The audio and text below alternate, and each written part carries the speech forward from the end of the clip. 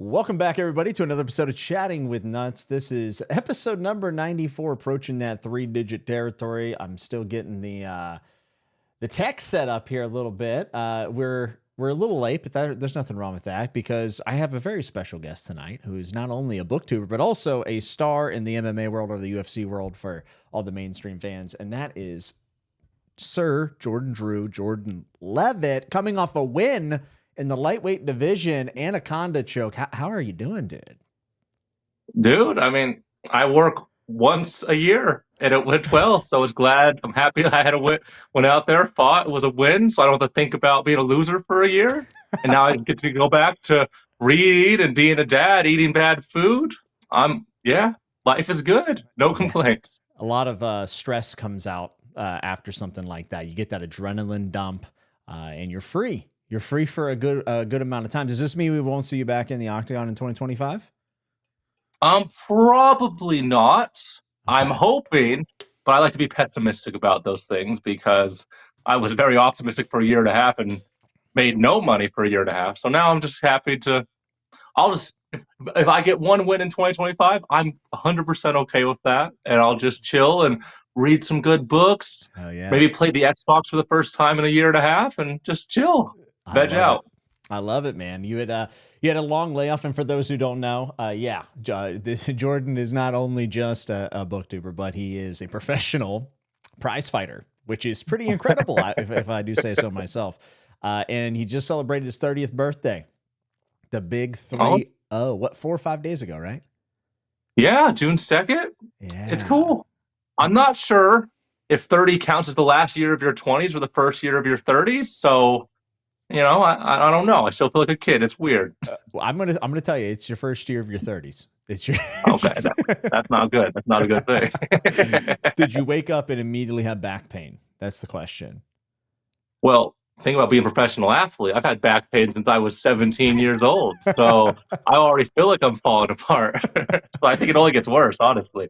I retired from jiu-jitsu this past year, and I told my friend, he's like, how do you feel? Like, do you feel like less energy and stuff? I said, no, I honestly feel amazing. I feel so much better since I stopped training. My hands don't hurt. I don't have random tweaks in my neck and my back. I feel like my esophagus feels better. Just like in general, it's actually been a nice break from. I'm sure I'll end up back in the gym at some point, but I was very excited to see that you won by Anaconda choke, because that is, and any sort of head and arm is going to be one of my favorite chokes. And to see the Anaconda felt real good. It was nice. Oh, it felt pretty good on my end too. So totally stuck. I got to tell you, if you lost, I was going to cancel your appearance. I was actually going to just chop you off and be like, you know what, dude, it's just not going to work. Wait, all strategically, like, oh yeah, I'm actually doing it solo for episode 94. No, it's fine. I told a bunch of my coworkers, like, oh, why didn't you tell us it was your birthday? Like, because if I lost my fight, I didn't want you guys to talk to me. I would just disappear and stay home for a few weeks. So that would have been a bad way of remembering your 30th. But instead, you won, and now, even bigger, you're on Chatting with Nuts, and you've been watching for some time. What was the first Chatting with Nuts you saw? Like, how long have you been watching? I think your first episode of Philip Chase. So that was when Philip was in his first year, I think, of thereabouts that time frame. Yeah. So yeah, that was before he started collecting Social Security. That's wow, that's a long time. My first time I ever saw you on YouTube, I was just randomly scrolling, and I've been a fan of yours since you got in the UFC. I didn't see an LFA or Tough Enough or any of the other stuff. What was that? Was the league called Tough Enough or something like that? It wasn't Tough Enough. Yeah, Tough Enough. I've watched a little LFA now and then, but I watch pretty much everything mainstream mixed martial arts wise. And I remember your slam KO, and I remember being like, that is one of the most violent head traumas I'd seen in a minute. So I was a big fan of you going in. You had personality and such. But anyways, so I'm scrolling on YouTube, and I see a Wheel of Time review, and I'm like, man, that guy looks like Jordan Leavitt. I'm like, oh, that's weird. So then I'm scrolling, and then like a week goes by, and then I see a Dark Tower review. I think it was like book 2 or 3. And I was like, dude, that might be Jordan Levitt. I clicked on it, and sure as shit, it was you. And it blew my mind. Like, I was just like, these two worlds don't usually clash. You know, I think I had a good amount of readers at my jiu-jitsu gyms that I've been to over the last, 7 or 8 years. But jiu-jitsu guys are nerds. Let's be honest. Like, I look like the typical jiu-jitsu guy for the most part, right? Like, yeah, you seem like you're like a purple belt. You like jiu-jitsu. Yep. Drug culture, podcasts, conspiracy theories, and then it all just meshes together into one culture, a conglomerate. You nailed it, honestly. So, but seeing an MMA, I was just like, this is insane. I mean, do you feel like those two worlds of like MMA and reading do clash? Because I think a lot of people would not put them together. But do you feel as if that's a justified cliche, judgment over it, or are there a lot more readers in the space than we would think? I'm actually of the belief that most of my fellow UFC fighters are illiterate. I'm not sure they can read anything.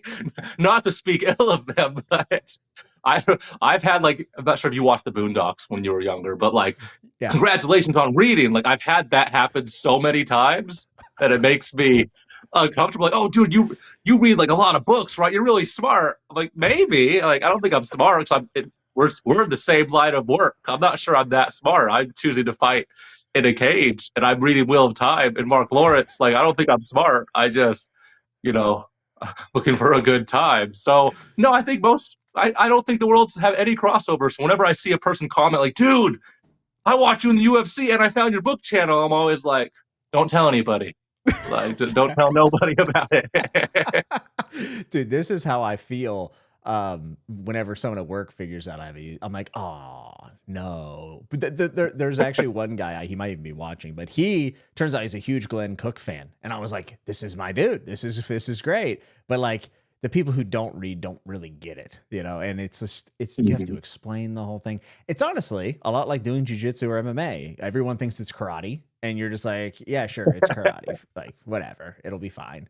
Do you feel as if you're living like two different lives, being on YouTube and reading, and then, doing violence for a career? Yes. Yeah. Especially like I do like Booktube to like relax, and I like editing the videos, and you try to talk to people about the books you're reading, because I don't get that in my day-to-day life. Like, so I started reading 5 years ago. I'm okay, I really like reading books, but I have no one to talk to about it. and like, whenever like I was on Book Talk for about 3 months, and what scared me away was like 5 book talkers like, I know your secret, like wink emoji. I'm like, I'm leaving. I'm not risking this. So I can't. Creepy. Like, I know who you are. I was like, oh, please, I'm out of here. Like, back to Booktube where I can hide, So no, I feel like amongst fighters, like, I'm well spoken, but I was more nervous for this, and I was on Ariel Hawani's yesterday, because amongst fighters, I'm like, I could go on autopilot and not look stupid compared to some other fighters, but so many smart people on Booktube, I'm like a rube comparatively, so very nervous. No, man, I actually think you're very well spoken. Not just obviously in MMA, which I agree with you. I mean, the amount of people who can't talk is kind of crazy, but you're great there. You're great here, dude. I think you're genuine, man. I think you're so genuine. It's one of the reasons why I wanted to bring you on top of the fact that obviously I'm a huge fan of MMA.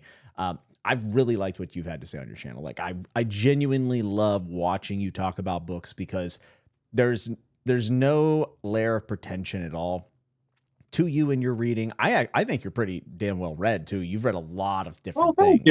Yeah. And dude, you just want to spread the joy of reading. And I think that is one of the most noble causes that we could probably have in an online space, especially online in general, being such a negative environment. I think that this is like one of the very few places where, for the most part, it's pretty fantastic. And I think you have a ton to add to that. Alan has dubbed you the UFC Hannah Montana. Which is best of both worlds, brother. That's right. That is exactly right. So I'm glad you're here. I was going to ask you why you didn't shout out your YouTube channel in your post-fight interview. You did the worm, which was fantastic. I was a big fan of the twerk, but I'll Me take the too. worm. I'll For take the the for the children, trying to have a good example for the children. They ruin yeah. everything. Yeah. So the reason I don't mention my book reviews is when I fought Patty Pimblett, he like jokingly made fun of the BookTube channel on YouTube. So about 1,200 of my subscribers, like they were just there to troll me when I fought Patty, and they ruined my analytics. And I was like, nope, I can never Whoa. mention it because fight fans are the worst. Yeah. So I didn't see a lot of the media working up to that fight. Obviously, I saw the fight. I did not know that he had mentioned your YouTube channel. What a dick move, honestly. Not cool. Not super I had cool. like I had like 400 subscribers. I was like, okay, cool, I was one of them. small. Yeah. See, we go way back. We And do. then Patty's like, this little nerd, this little crab, he has a book channel. So give it a like if you like to read. And then I woke up one day, it's like, you have 2,000 subscribers. I'm like, why? And it's because Patty was doing, mental warfare, ruining my life. I was so depressed. I'm so sorry that happened, dude. That doesn't make me a Patty fan. I'll be honest. That doesn't endear me to him. But yeah, dude, I was one of your first. I think I was one of your first like 200 to 300 subscribers. Yeah. Yeah, like because man, those Wheel of Time and Dark Tower, which is ironic because you're just now continuing the Dark Tower. But I think I watched your last one before you decided to reread and get caught back up. Those are what 3-4 years ago almost. Yeah. I did like Long 11 time. book reviews my first year and then just didn't make a review just did my vlogs. I did my vlogs for about 3 years. I was very consistent with the vlogs. And Yeah. I think of how well I could have been doing it for the channel if I wasn't just obsessed with doing my vlogs every week. So There was a part of me that was hoping you'd shout out your channel, or at the very least, I was like, man, maybe he'll say chatting with nuts in the post fight. Just kidding. Did you? Honestly, I don't think that would go well. But yeah, I think you're remarkably genuine. I think you're genuine, obviously in that space, but here as well, which I really, really like. You had a couple different videos that I'm gonna definitely bring up in the conversation tonight. But Paloma says you sound very well spoken, Jordan. well, And thank you. yeah, see, we're fans. We're fans. Philip Chase says we all live double lives. I mean, I feel like teaching is pretty close to getting beat up in a cage. I don't know. If It's that's worse. It's it is worse. and it pays My less. best friend's a teacher. It pays less. 10 and 10. Kids are horrible. Like I was a substitute teacher for a total of 2 weeks before 2020 happened, and I've never had more dread and anxiety than before. I'm just about to go to like a Vegas high school and have some kid cuts me out and not listen to me. He's in college, so that's a little better, but I can't imagine being a teacher full time. Yeah, It's terrifying. tough gig. Somebody literally has to do it if we want the world to continue. But I'm just glad it's not me. But Philip teaches at some hippy dippy like college where they don't even have grades. So I don't want to hear it from you, Philip. You don't count. Okay, over in Northeast United States. Lucas said recently reviewed Blood on the Tracks, which he's talking about you, of course. The Wastelands, Blackwater, Lonesome Dove. I love all those books. Easy subscription. So we're already building. We're gonna Welcome to the counter the Patty inflation. We're gonna give you some real subscribers tonight. Yeah. Some Okie dude said he will not antagonize you, which is probably a good move on your end. I would say Britain, because Jordan is very talented in hurting people. So is it weird doing violence as a career? Because you seem so well-mannered and so, I mean, not an MMA fighter in many regards because you're thoughtful. I'm just kidding, of course. Sean's No, very I pleased. agree with you. I actually have a lot of conflict. I used to have like a big moral dilemma. I'm like, oh, is me fighting these people the right thing to do? Am I doing evil? Mm. But then, you're broke. And like, I started taking it seriously during 2020 because my regular job got canceled, but I still had bills to pay. So then I got signed to UFC like that year. I fought a bunch so I could just keep the lights on. Wow. And I was supposed to go to law school. Like I was supposed to be I would have graduated law school 2 years ago if I didn't make it to the UFC. So, any plans on finishing that? You think you'll go back? oh, I hope not. I hope not. Um, my family, my aunts and uncles are all hyper educated, like, you know, 2 surgeons, 3 PhDs, and like 4 lawyers. My mom's one of 9, and all of them are hyper educated. So I feel like I was Wow. kind of just doing that. I wanted to be respected by my family, as you know, Yeah. angsty as that sounds. And I got to UFC, and the moment they told me you can't do this forever, I'm like, till the wheels fall off. I'm doing this forever. I don't care what you say. So I love that. You know, one of 9, usually whenever there's a 9, like a 9 amount of children, they're usually not educated because there's no money to go around. There's not enough attention to get. That's really impressive, dude. That's crazy. no, my grandma, I don't know how she did it. Yeah, a bunch of full rides. My family's all very like athletically gifted. They got like full rides for swimming, and they just went. They traveled abroad. Like my family did really well. They make me Yeah. feel very unintelligent Well, it's still, but I'm starting to getting make better. I'm sense. getting better. This is making sense of why you're so well spoken and down to earth and all these things. This is starting to we're peeling back the layers slowly but surely. This is a phenomenal question, and I apologize if there's too much MMA talk here. But Mitch asked, who would write the best book report, Bryce Mitchell, Tony Ferguson, or Tito Ortiz? If you don't want to answer it, I understand.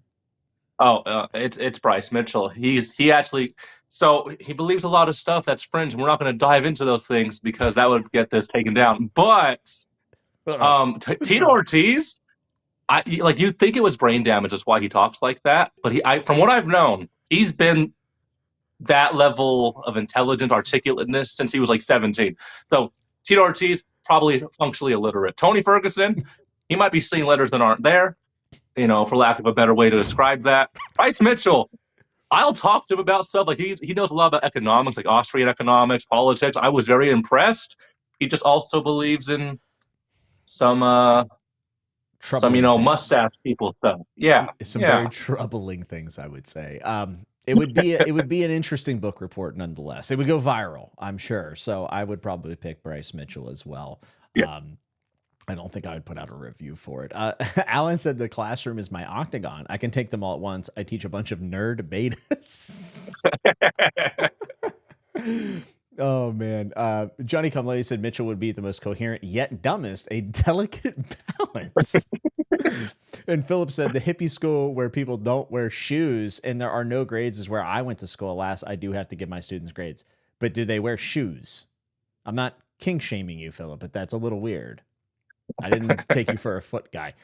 Also, Beltube said, I want a matching cape, which I realize now that there's a lot of people who have not seen you for this is the first time they're ever seeing it. And they're probably thinking, why is he wearing a cape? To me, it's just common because I watch your videos and you've been wearing a cape for a long time. Why? Why are you wearing the cape? So honestly, this cape did a really good job at like Clark Kenting me.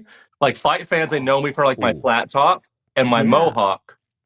So I wore this. Now it's like that looks like Jordan, but you can't see his eyebrows, and that's what I talk with. I use my eyebrows a lot, but also it's because my hairline's really bad, and I will always film my videos late at night. I don't want to brush my hair before bed, so I just put the cape on to cover my hair, so I don't have to pick it out. You know, light skin problems, and yeah, I don't just to hide my hair. I thought you were going to say it was like inspired from some fantasy novel of your favorite character wore a cape. No, it's just hiding the hairline. I love it. I love that. I mean, I'm rocking I think they dubbed me Six Head last stream we had with Belltube. They were making fun of me and Brian for having such high hairlines. So you're in good company. At least your shit doesn't shine like mine. I mean, look at this. This is insane. I've changed the camera. I've changed the lights. I can't. I'm just shining, bro. I can't help it.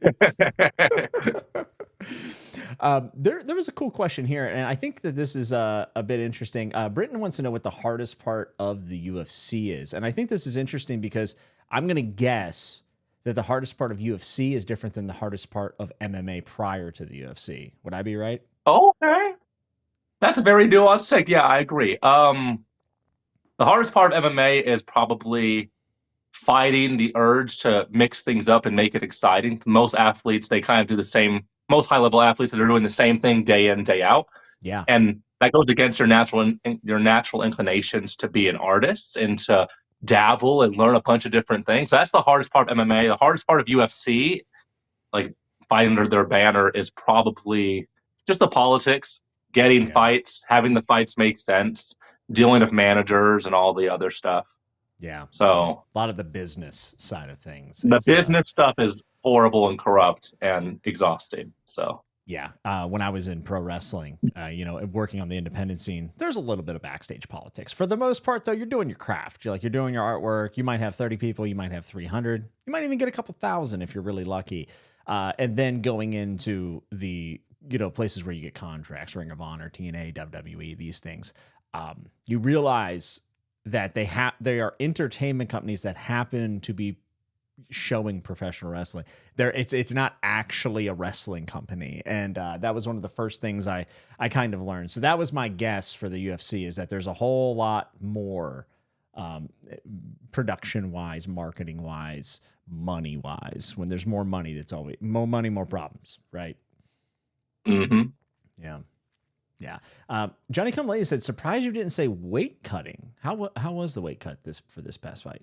Was it rough? I mean, 20 pounds 1 week doesn't feel good, but Nice.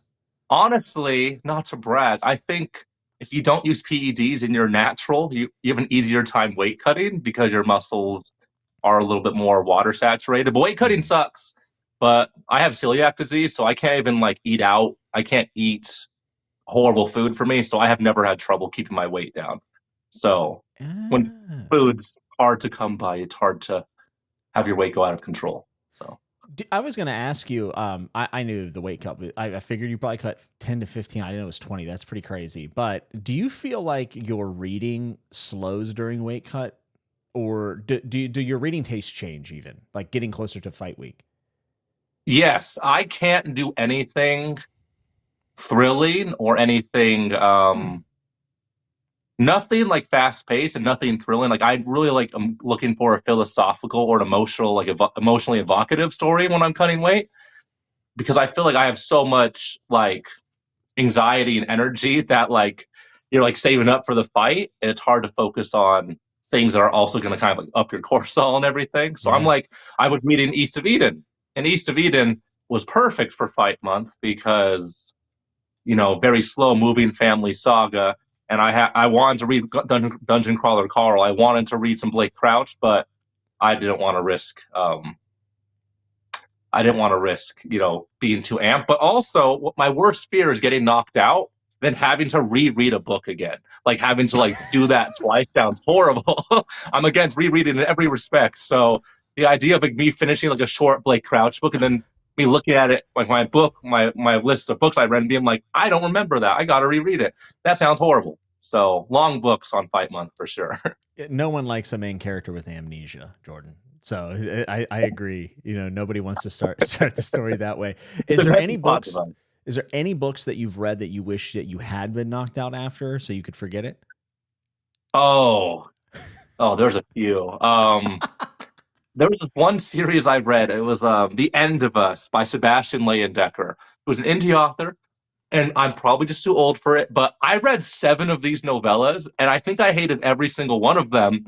But I need to finish a series if I started it. And it was basically teenage edgelord zombie apocalypse brother sister duo, where the brother is either on the spectrum or sociopathic. We're not quite sure, but basically an overpowered 11-year-old is just killing commandos, and it ends. The ending was the best part. Not even in a sassy way.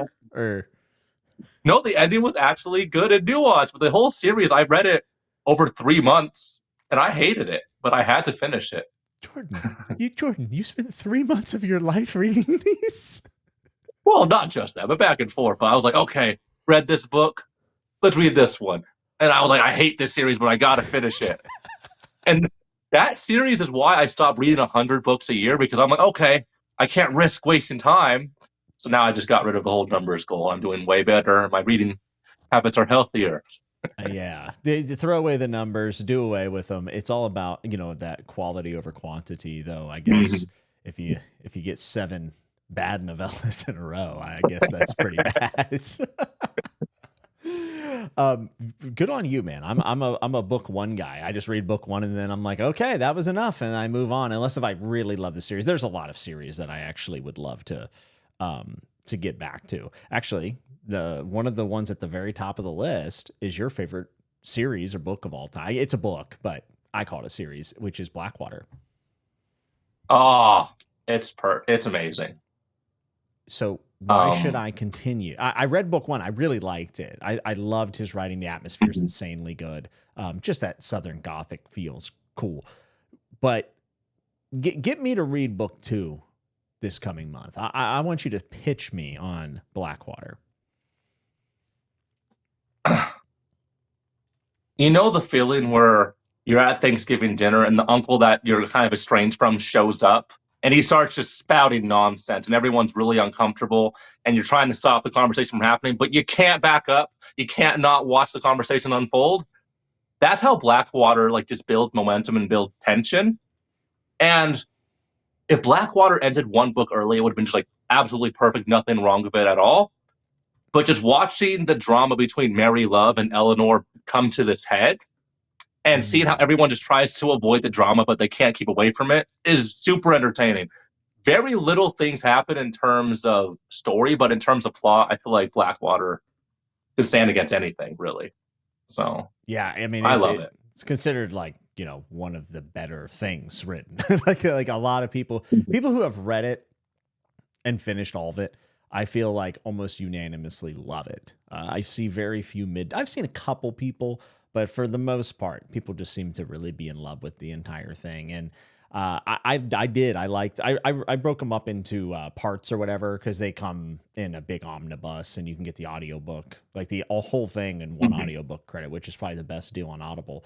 But I really liked the first one, but I just didn't. I didn't continue for some reason because, like you said, you know, it is what it is. I do a lot of book ones. I'm trying to rectify that this year. K-Hot said, Blackwater sounds fantastic. Next level description. Yeah. The crazy uncle. That's me. I'm the crazy uncle now.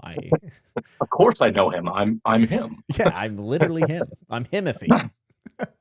Kev says Mary loved the goat. Oh, Mary Love's my favorite character. She's so messy. Oh, there's so much love for Blackwater in the chat. Wow. I'm surprised. I'm glad it's really picking up. I mentioned on Ariel Hawani's channel yesterday. They're like, let's recommend me one book. And I pulled it off the shelf. I was like, if I could get these fighters to read one book, damn it, it would be this. So that makes me so happy. I had no idea. Usually I watch Ariel Hawani, but it's been a couple weeks since I've actually tuned in, and I did not know you were going on yesterday for some reason. I wish I would have listened to it prior to this because I watched a lot of post description or post fight interviews, and I went and tried to find every interview you've done. I try to do my research, but Ariel Hawani would have been a great one. The fact that you recommended him Blackwater, do you think there's any chance that he reads that? So I think his two people under him that they're doing like this Boys in the Back like show on the channel. I think at least one of them will read it. And the sound guy, he's like, I need to ask you for a book recommendation. I'm a big fan. I was like, okay, Blackwater. So yeah, I'm hoping. Wouldn't that be something? Ariel Hawani starts a booktube channel. I feel like it would be big drama. I feel like it would be entertaining at the very least. He'd be starting beef with a bunch of authors. It'd be amazing. Oh, absolutely. Yeah, he'd be doing the Tupac Hit 'Em Up soundtrack in the background, calling out booktubers for their top tens. It would be a mess, but it would be entertaining at the very least. K-Hod said Ariel booktuber confirmed. Possibly. We don't know yet. I would love for you to bring more people in because there's got to be more closet readers in MMA. So it's funny. There's like on one gym, Factory X, they have a book club for their fight team. Oh, and I remember I asked one of them about it, and like they were like embarrassed. They're like, "What are you talking about? Like, who told you about that?" I was like, "You don't want to talk about the books you're reading? Like, I like to read too. Oh, it's a team thing only. So that's wild. So if I could get that if I could just find some fighters that like to read, that'd be perfect. Besides me and like Roxanne Modafferi before she retired. And Chris Curtis. Chris Curtis reads a lot of fantasy books. I love Chris Curtis. Yeah, I got him to read Kings of the Wild and Critical Failures. He likes little RPGs and like really funny fantasy. So he was aware of Terry Pratchett. He only read a few Discworld books, but I'm like, dude, he's cultured. So Interesting. I could actually see it now that I'm thinking about it because Chris Curtis is I think he's a pretty well spoken guy, and I've always enjoyed him. That makes me very happy to know that there's other people reading fiction. I remember in a couple of your videos, or maybe it was one, you mentioned about your coach or a coach talking to you about reading. Does this ring a bell? Yeah, yeah. Okay. My head coach, Jason Madley, he reads a lot of Christian adjacent and business work. So he's an entrepreneur. He's, made way more money than I ever will. And he's always like, why are you wasting your time with fiction? So I'm like, okay, I'll read your business books every few months and I'll read one of them when we talk about it. And eventually I'm going to get him to read something fictional. But he's very much like fiction's a waste of time. So I've been trying to convince him. Yeah, we gotta stop that, man. Nonfiction readers rule the world, and it's not going well. Okay, that's all I'm saying. Yeah, like self-help, man. If you don't use it, that's fictional too. I remember I was talking to him. He's like, "Oh, fiction never changed the world." And I went on this big old monologue. I'm like, Uncle Tom's Cabin freed the slaves, and here's why. And he was like, "Okay, that's one book." I'm like, "Okay, but at least one book, one fictional book could change the world." So the most monumental event probably in American history, at the very least, right? Like a huge leap forward for the country. What? Like that's crazy. I was going to mention that book. That was the first thing that came to my mind. I don't know. Yes, you could say that fiction changes the world, not always for the good. Even a lot of people end up carrying books in their jackets when they assassinate people. That has happened. Catcher in the Rye is what I'm thinking of. Was it Lenin who got shot and the person was holding, or did Reagan also get shot with it? I can't remember. I know for sure Lenin because he was talking about how Lenin was a fake hippie because he like Lenin was a FBI plant, and that might be true. We don't have to get into that, but that might have been true. My cousin, who's like a political philosophy major, very smart girl. I remember one of her senior thesis was how Harry Potter has led to the libertarian generation. And I was like, okay, interesting hypothesis. That's wild. But yeah, fiction's always changing the culture. Yeah. Oh, it definitely is. I mean, I think that, we might have to look outside of books, right? But like fiction and television shows. Tony Soprano has to be one of the most monumental impact, biggest impact in pop culture history, I would say. Philip, by the way, said, I love the hood, Jordan. Do you think there's a tweed hood out there somewhere? Asking for a friend. Ooh, for sure there's tweed. for be you, more of Phillip. Like a cloak thing. Yeah, I could see Philip rocking it. I think it would actually maybe even make him look a little younger, which would be a welcome change. He could get a green one for the release of his new book, do a live stream. It's very Adon trilogy like aesthetic. I agree. You could be cast as Day Raven in the in the adaptation. That would be fantastic. Kev said he needs you to start reading and recommending Tana French. Have you read any Tana French?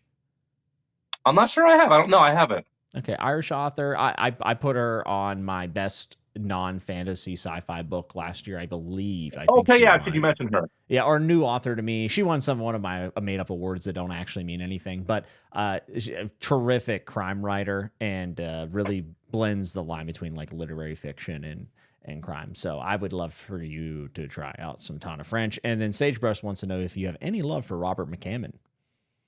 I'm reading Swan Song and Boy's Life later this year. So two of his more popular ones. I was considering his Western fantasy series. The name's slipping my mind right now, but Robert McCammon, he does Southern Gothic. That's one of my favorite subgenres. Mm-hmm. So yeah, Robert McCammon, at least Boy's Life and Swan Song. So. Nice. I've read Swan Song. Sure. I liked it. I like The Stand more. I guess that's a hot take in these parts. A lot of people tell me Swan Song's a better version of The Stand. I know you love The Stand as well, so I'm glad we can stand together on that. See what I did there? Stand together. But I really want to read Boy's Life. I don't know if I can get to it this year, but I've been meaning to. So we should buddy read it. That would be fun. Let's do it. Let's do it. We could do the last quarter of the year. That'd be bomb. That would be perfect for me because this month and next month for some reason are like, I don't know why I put everything in June and July, but I feel very overwhelmed. And then my Patreon pick for the month was Wandering In. Wandering In. I mean, I'm you're like serious, your fourth Patreon pick for that video. bro. I've literally been in a bad mood since that stream. I'm not even going to attempt to. I'm convinced that a lot of people that like, respectfully, I'm convinced that a lot of people have Stockholm syndrome with that series. Like, don't worry, it's worth it. It's only 9.9 million words. It gets better after like 3 million. I'm like, dude, you just can't admit that it's not worth it anymore. Maybe I'll read it one day when it's concluded and I'll change my opinion. But when people tell me you just got to read for 90 hours and then it gets great, I'm not ready for that. I can't do it. It's a tall task, man. I really am hoping that it goes well. I'm going to be buddy reading with Murphy Napier, of course, my great friend. And I think that that will help the experience. I don't know really what to expect from it, except for chess. Everyone keeps telling me there's chess in the book. I don't know why there's chess. Why does every fantasy book have chess or a chess adjacent game in it? I don't know. And I'm so tired of it. But I hope it's at least something I can talk about. Like, that's what I most worry about whenever I try something that I'm not so sure about, or I get a Patreon pick. I'm like, as long as I have something to like say about it, I'll be fine. Even if it's negative, that's fine. I just hope that I don't just feel complete apathy towards it. But yeah, that's a big investment to be apathetic. Yeah, and again, I always reserve the right to DNF a Patreon pick. Belltube wants to know if you liked Critical Failures. It started good for me, then jumped the shark around book 5. So, the first book was rough, but I got like the whole Audible, the first 4 books. I loved book 4. I'm hesitant to jump into book 5 because I don't want to be reading each installment as they get published. Because the author says he wants there to be 20. And that's the worst part about lit RPGs is that a lot of them don't know how to end the series. But I love the Audible production. So I love Cooper. He's a really funny character. It's if you still laugh when you watch Hangover or Superbad or Hot Rod, that's the humor for you. But that's why I love that series, but I never recommend it to anybody because I feel like if they read it, they'll know more. They'll know something about me that I'm not sure I want them to be, privy to. So that is the first time I've ever heard that, but that makes so much sense. That's how I feel about the R. Scott Baker books. Whenever I recommend those, I'm like, listen, there's some bad stuff in here. It's like Berserk, same thing. It's like, you shouldn't read it, honestly. Like, not many people should read it, but if you do read it and you can get through like some of the more gruesome parts, there is like a message there that it resonates with me, which is like really all about like guilt and struggling and surviving, of course, like everyone does. But I've never heard anyone put it that way. Like, you might know more about me that way. Interesting. I love that. Interesting. It's a guilty pleasure read for sure. I remember I had my mother-in-law in town, and on my phone hooked up to my Bluetooth, and I'm like in Albertsons for like 11 minutes, but like just close enough so like it's still linked the Audible. And I walk in, and she's like, "What are you listening to?" I was like, "Oh crap!" Like, Critical Failure is like a lot of fart and poop jokes, like a lot of stupid. Like I was horrified. I was horrified. She knows too much now. Like. Oh, that was for the kid. That's not me. That's it's not. I wasn't watching that at all, actually. I believe one time Chris Jericho made the comment that being caught playing the air guitar is more embarrassing than being caught masturbating. And I've always found that to be very funny. Like, no, I wasn't playing a air guitar. I was masturbating. Alex Archive says Ayn Rand caused the libertarian generation. So, I mean, there's another, huge influence on that political philosophy, right? Oh, Ayn Rand.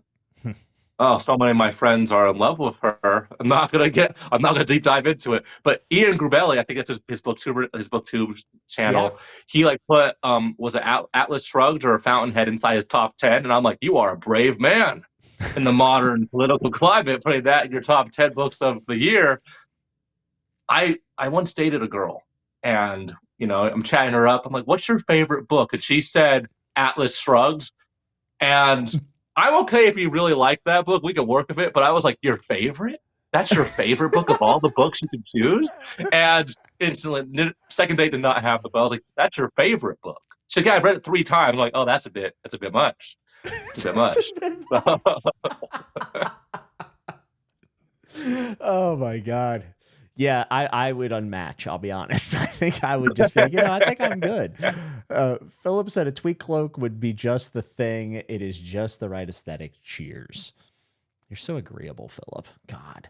Alex Archives wants to know if I've read any Richard Price, top-notch crime fiction writer, and I don't see anyone on Booktube that's read him. So I haven't read Richard Price, but if I had to put money on it or a price on it, I would say that StoryTube, Carlos and Yolanda probably have read it because they have read like so much thriller and crime. They're like the people I go to for that.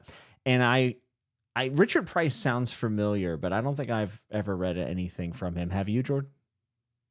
No, when I saw Richard Price, I was instantly thinking of Richard Swan. Oh, I'm reading one of his books later, but yeah, I'm not familiar with Richard Price. Which Richard Swan are you? Are you reading the Justice for Kings, or are you reading the new one? Yeah, Okay. Justice for Kings. Yeah, so. I read that trilogy. I really like book one was my favorite, and then I think I liked book 2 more than book 3. Not that I didn't think any of them were bad by any means, but I really liked book 1 and what he set up there. I want to read the sequel, Dread Empire, I think is what it's called, or something like that. Yeah, it's supposed to be really good. And the one thing that he does really well, at least in my opinion, is Richard Swan has a knack for like writing in horror, like very crazy horror scenes within fantasy, which I'm a big fan of myself. So I've heard his new book really leans into that a bit more. So I was excited to try it out. Belltube said, "Wandering in will not go well." Thanks for the vote of confidence, Brian. Appreciate that, bro. 12 books and counting, man. Already twice the size of Wheel of Time. Man, and I just want to finish the passage. That's all I want to do. Like if you said, "Hey, what would you like to do in June?" I'd say, "I'd like to finish the passage." And now I don't think I'm going to get to read it again until July because I have so many reads. I will say, though, I'm enjoying Guards quite a bit by Terry Pratchett. I was a little out the gate. I was like, I don't know. I'm about halfway through, and I'm really, really enjoying it, actually. I think it's pretty great. So you don't have the twist part. Oh, I love Guards, the commentary on how government is needed, or like what type of government, or how a person should rule a city. Guards is awesome. My wife read like 35 of the Discworld books last year, and she loves the Guards like the sub-series the best. So awesome. Yeah, I know a lot of people think that's I mean, obviously Alan from Library of Alexandria is a huge Sam Vines fan.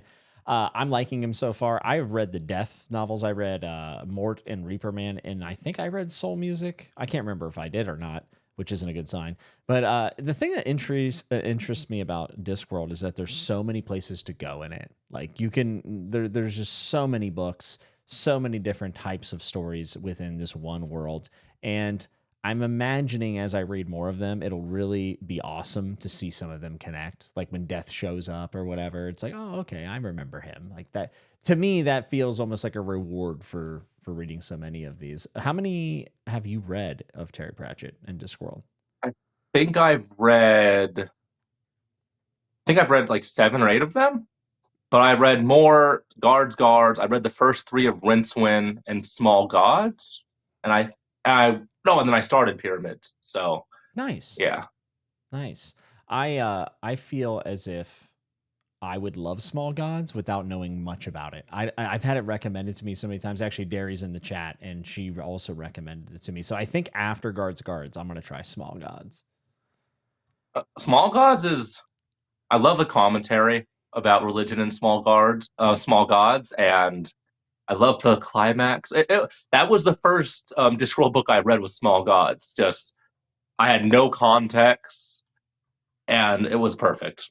So that's awesome. Yeah, I think the witches also sound pretty interesting. Like there's just so much to experience, and I'm not huge. I'm kind of a sicko, I guess. I'm not huge on the light, fun tones of Discworld. Like I want to be hurt by books most of the time, so it just takes a certain mood for me, I guess, to get into them. Or in this case, reading it for like a Patreon pick kind of forces my hand, which is nice. But you mentioned someone a little bit earlier, which is East of Eden, and we're talking about John Steinbeck, of course. what is your overall opinion of Steinbeck? So, you've read East of Eden? Have you read anything else by him? I've read the Pearl, and I've read one of his Red Pony maybe years ago. I don't remember the Red Pony. Um, but I I also am partial to depressing, more realistic, gritty stories. Like I think it's Kafka that said like the books we should read are the books that make us bleed, and I definitely subscribe to that. Just bleed, man. Like I did there. Yeah, I love Um, that. no, East of Eden is just so brutal. I'm about 70% through. Me and my friends are reading it for our book club that we started in November. And my friend who has read the least amount of books, like it was his pick, and we're all loving it. I Awesome. love I love the biblical allusions. I love the the tension between the brothers, the crazy girl that they encounter. Like Steinbeck really just makes you realize, like, oh, we're all monsters deep down inside. Yeah. It's like the central theme of the Killing Joke. Like, oh, you just need a bad day, and we're all the same. Like Steinbeck really makes you think negatively about human nature. So Man, because my friend Amanda Shelf Unstable, Anya Dillon is her pen name, said, Jimmy, you got to read Grapes of Wrath. And I was thinking about doing Grapes of Wrath first and then East of Eden, because I think Grapes of Wrath is shorter than East of Eden, it right? is. It is. Okay. Yeah. Yeah, I'm all about that short book. But East of Eden has been one it's been recommended to me like plenty of times. And I grew up very religious, so all of the biblical allusion, like I'm gonna love all of that stuff, I think, or at least pick up on it. Maybe I won't love it, but Steinbeck is kind of like my pie in the sky. Like I'm like, man, he's gonna be one of my all times. Like I just have a feeling about it. I don't have any reason to actually believe that outside of the fact that he is beloved. But it's great to hear that you're enjoying it. That's really great. It's very cool. Do you try to balance your reads? Like you obviously read a lot of fantasy, but do you try to make sure you read a certain amount of fantasy to classics to literary fiction, or do you just kind of go? I try to read at least one classic book before a big holiday. That way, when my aunts and uncles or my cousins are like, yo, what have you been reading? I could drop like one good book I know they'll respect. And I'll kind of hide, like, oh, but I also read a bunch of lit RPGs and I've read some novellas and this. But like, I also read East of Eden. So, Well, that's good though, because that could be a um, bridge, right? Like maybe you yeah. could bring him over here. One of my uncles who's been like on me for years, he was like, he like kind of whispered to me, he's like, oh yeah, I listened to all of Stormlight Archive in your honor. And I was like, oh, that's really cool. Don't like Brandon Sanderson, but like I respect you trying to break that bridge. You know? You chose wrong, but I'm glad that you tried at least. That's Yeah. fantastic. What's your big beef with Brandon Sanderson? Um, a lot of my family are members of the same church as Brandon Sanderson. So even before I was a reader, um, I was always hearing about Brandon Sanderson. And I feel like he just can't live up to the hype for me. And I read the Frugal Wizard's Handbook to Survive in Medieval England, and it was fine. It was fun.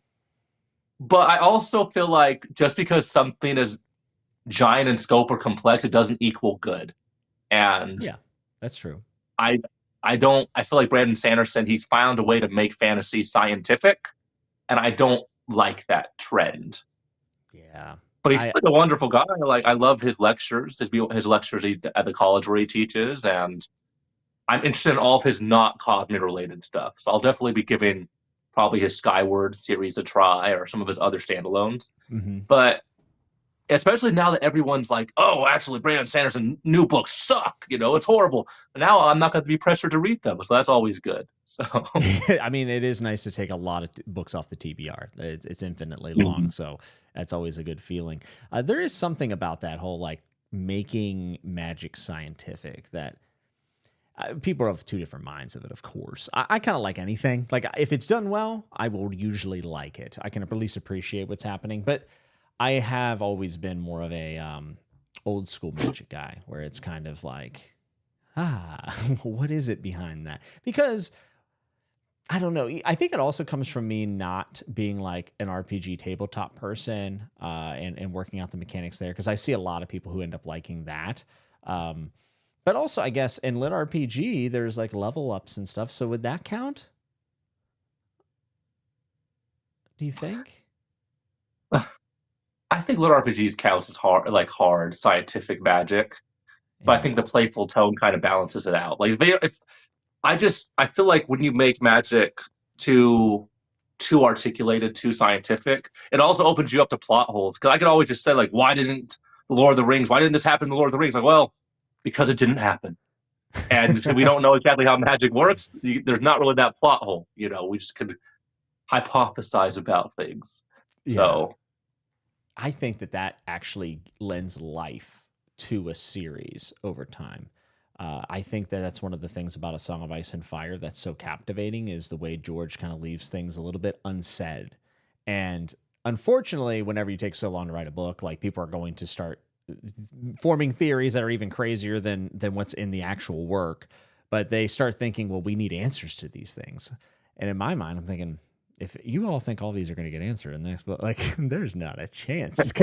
He didn't answer it in the first three. Like you're not going to find out if blood magic is the real magic or which god is real in the world. It's actually better that we don't know because then we can conversate about it. And I think it keeps a work alive for a bit longer, almost going with a more like mythical approach, which I guess you could say Lord of the Rings very much falls into that category. I think. Yeah. And someone said, hell yeah, Sando hate wagon. It's not a hate wagon. It might be a wagon. I don't know. Johanna says, books and MMA, what a great combo. Just arrived. Got any favorite authors? And if so, could you name a fighter who might like their books? That's interesting. Obviously, Michael ooh, McDowell's up there, right? He's got to be up there. Michael, I love Michael McDowell. No fighter would read his books because Michael McDowell is openly gay and fighters are very hateful. But Michael McDowell, big favorite of mine. Mark Lawrence. I've read all but two of his series. I love Mark Lawrence. I love his interconnected universe for all of his works. I love kind of like speaking of not making magic scientific. Mark Lawrence's books are all sci-fi magic blend. He never Mhm. describes it though, so it's fresh. It's like, oh, why is this happening? Well, magic and science are weird and mysterious. Cool. That's all I need to know. Mark Lawrence is really good for me. I'm forgetting someone right now. Stephen King, clearly. Stephen King, Mark Lawrence, Michael McDowell, Alan Moore. I'm really a big fan of Alan Oh, Moore's graphic novels. okay. Yeah. I'm gonna Which read some of his ones? novels, I think, next year. I From Hell's my favorite one. From From Hell's hell. really good. I've never even heard of So this. yeah, it's underrated. It's his Jack the Ripper story. And it Ooh. has like a bunch of secret societies and Freemasonry, a lot of architecture and history in it. And it is the densest graphic novel, period. Like I was reading it maybe for 10 hours. It's very dense. It's a graphic novel that I enjoyed immensely, but I can never reread. I'm not going to reread it anytime soon. But I love like the central themes of it. I love the ending. I love seeing like who Alan Moore portrayed Jack the Ripper as, and I love secret societies and Freemasonry. That's always a good for me. Interesting. Yeah, okay. I've experienced Watchmen in every other media except for actually reading it, and I've been meaning to read it because Alan Moore is just so famous. Like he's a legend in that space. I've always also wanted to read his books too. I've heard that they're very dense but very well written. Maybe From Hell will be my first experience with Alan Moore. That might be the way I go. That sounds really interesting. Get the colored version. Everyone, like a bunch of it from Hell fans, like, oh, don't get the colorized version. That's blasphemy. But you can't. It's always better to have colors, man. Like Yeah, I want my I picture book simple and easy to follow. So I'm with you, dude. I'm totally with you. Mitch says Sean Strickland would love Yukio Mishima, which is insane. What an insane comment here by Mitch. My God. I think Sean would like Shuzo Oshimi. He's like my favorite mangaka. He did Blood on the Tracks. He did Flowers of Evil. Because Mhm. Sean, he thinks he's edgy, and he thinks his life was hard. I think he would love the whole angsty teenagers, forbidden like taboo topics. Like that's how Shuzo Oshimi kind of. That's what he specializes in. I think that's Sean. That would be what I would recommend to Sean Strickland. Anything by Shuzo Oshimi for sure. Or what's just something very edgy, like edgy for edgy's sake. He would like Prince of Thorns. Sean would love Prince of Thorns. He would think it's cool, not ironically. He would You root for Jordan 100%. ironically. Hey, this guy just like me for real. Brent said Watchmen OG comic is fantastic. Watchmen is amazing, says Dorn Ross Tuvia. It gets better with age. That's always a good sign. And Alex Archives also loves Watchmen. So clearly, there's some Alan Moore fans. And Samwise said he's actually heard that Jerusalem is a trip and a half. That's what I've heard. I've heard that book is crazy. I almost bought it one day. And then I think I read the first page of it and I was like, maybe later. Like, this seems dense. I got the sample for the audiobook and I was like listening to it as I was driving into town and I was like, yep, this is not a 2025 thing. This is a I'm reading 12 books this year thing. Yeah.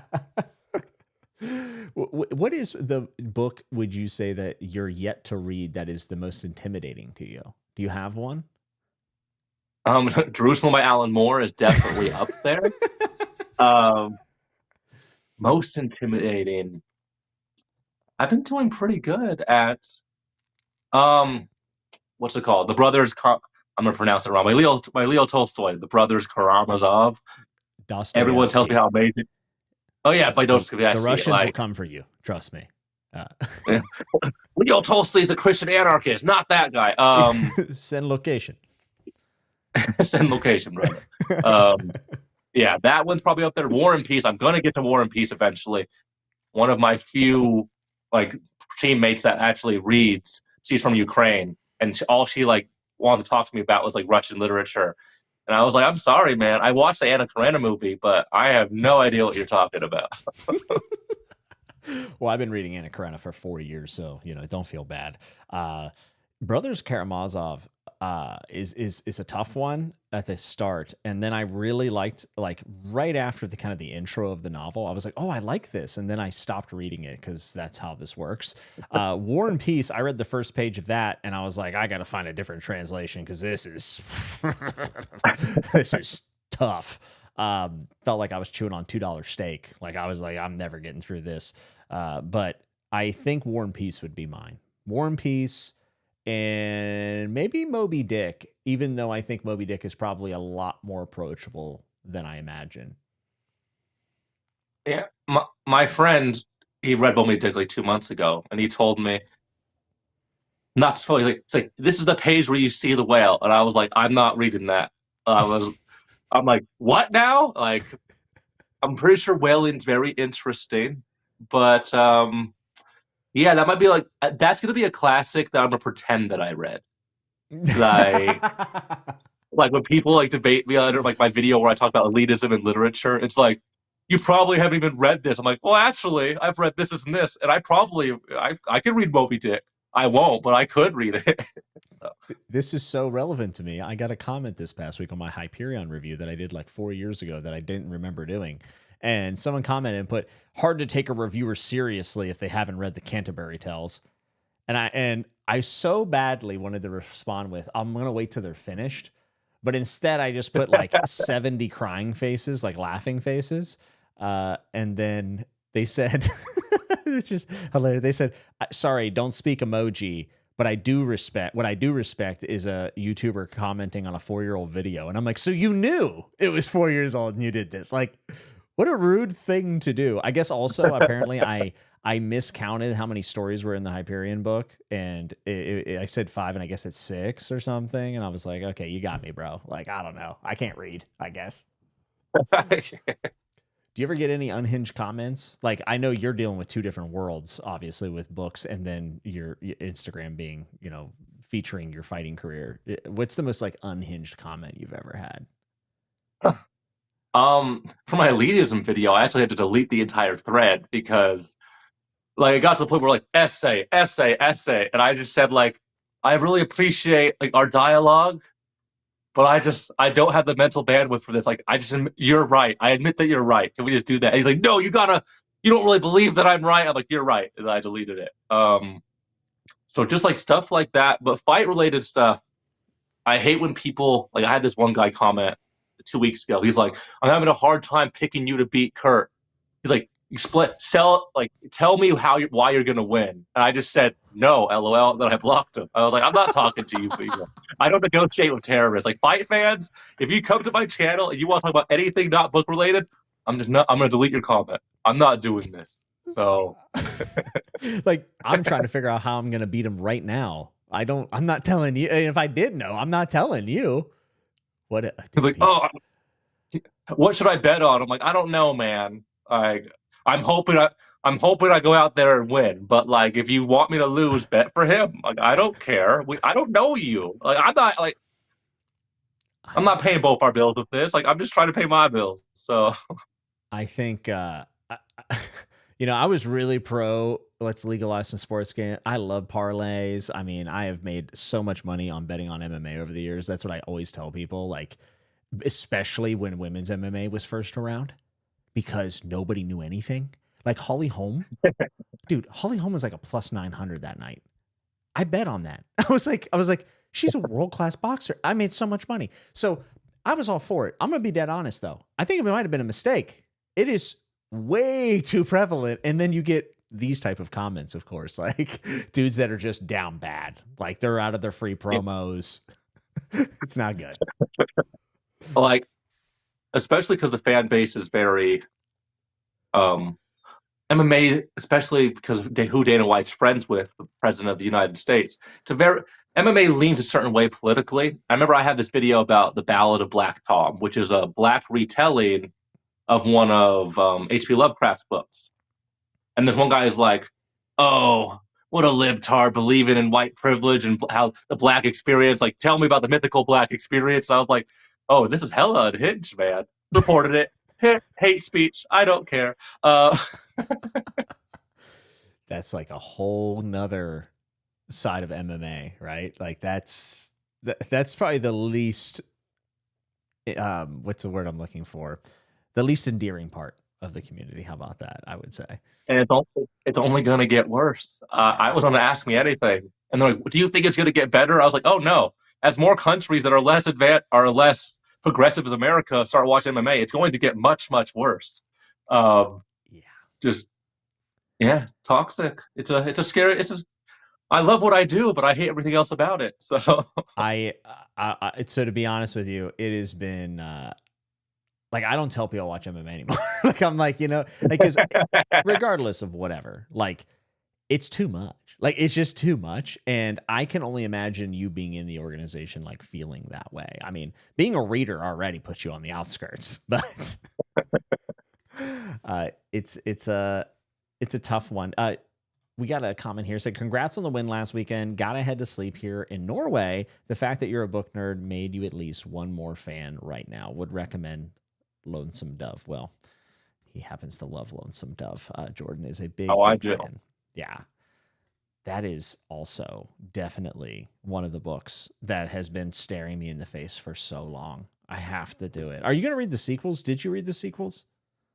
I started Streets of Pareto. No, I started Dead Man Walking. I want to do the prequel first and then end on Streets of Pareto. Lonesome Dove just really scratched an itch because I didn't think Westerns were for me, because I was like, Westerns are a white people genre, not to be like, you know, That's political. fair. But I was like, oh, like, I don't think it's really for me, you know? And then I read it, and Lonesome Dove is basically a story about how the importance of male role models, because one of the main characters is a young boy that didn't have a dad. So he's surrounded by all these cowboys and these Texas Rangers. He's trying to figure out who he is. He's trying to figure out what type of man he wants to grow into. And that resonated with me instantly. I'm like, okay, I didn't have a dad. I see a lot of my young self in the like one of the main characters. So I just like love the masculine feel of Lonesome Dove and the importance of the different aspects of masculinity.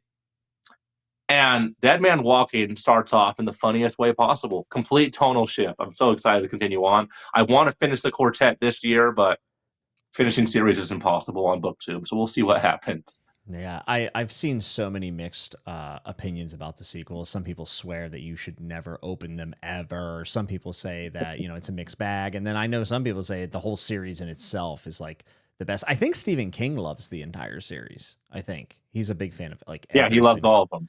Yeah. Brent says Streets of Laredo, am I saying that right, is fantastic. Dead Man's Walk wasn't nearly as good in my opinion. Jimmy, instead of Lonesome Dove, just read Shane. It's like 120 pages. A book named Shane? That's the worst title ever. It's just Shane? So it's Optimistic Blood Meridian? You like Butcher's Crossing, right? I do like Butcher's Crossing. So you do like Westerns. Yeah, I've read 2 Westerns, like them. But Butcher's Crossing, it's one of those books where I was not having a good time. I was like seeing the depictions of nature being destroyed, just like the massacre of the buffalo. I'm like, this does not feel good. This hurts my soul. Like, I was a vegetarian for 5 years. Like, my parents have a farm. I'm like, oh, I can't do this. And then I think more about it, and I'm like, oh, that's a really dang good book. Like, that really, I had a very visceral reaction to it. But Shane, huh? I'm down for an Optimistic Blood Meridian.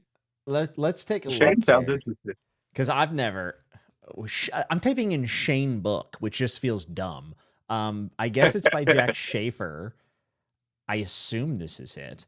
So it was published in 1949, and it was originally published in 1946 in 3 parts in a magazine.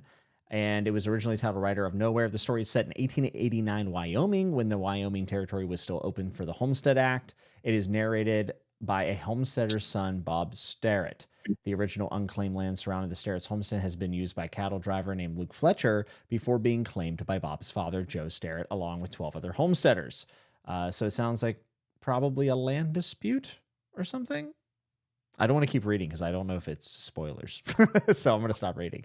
But I will say the cast they're all Sterretts. It's Bob, Shane, Joe, Luke. He didn't really go to the well for his character names on this one, did he? I'm also seeing people comparing it to Blood Meridian. So okay, in 130 pages, perfect. Yeah, I can sneak that in there.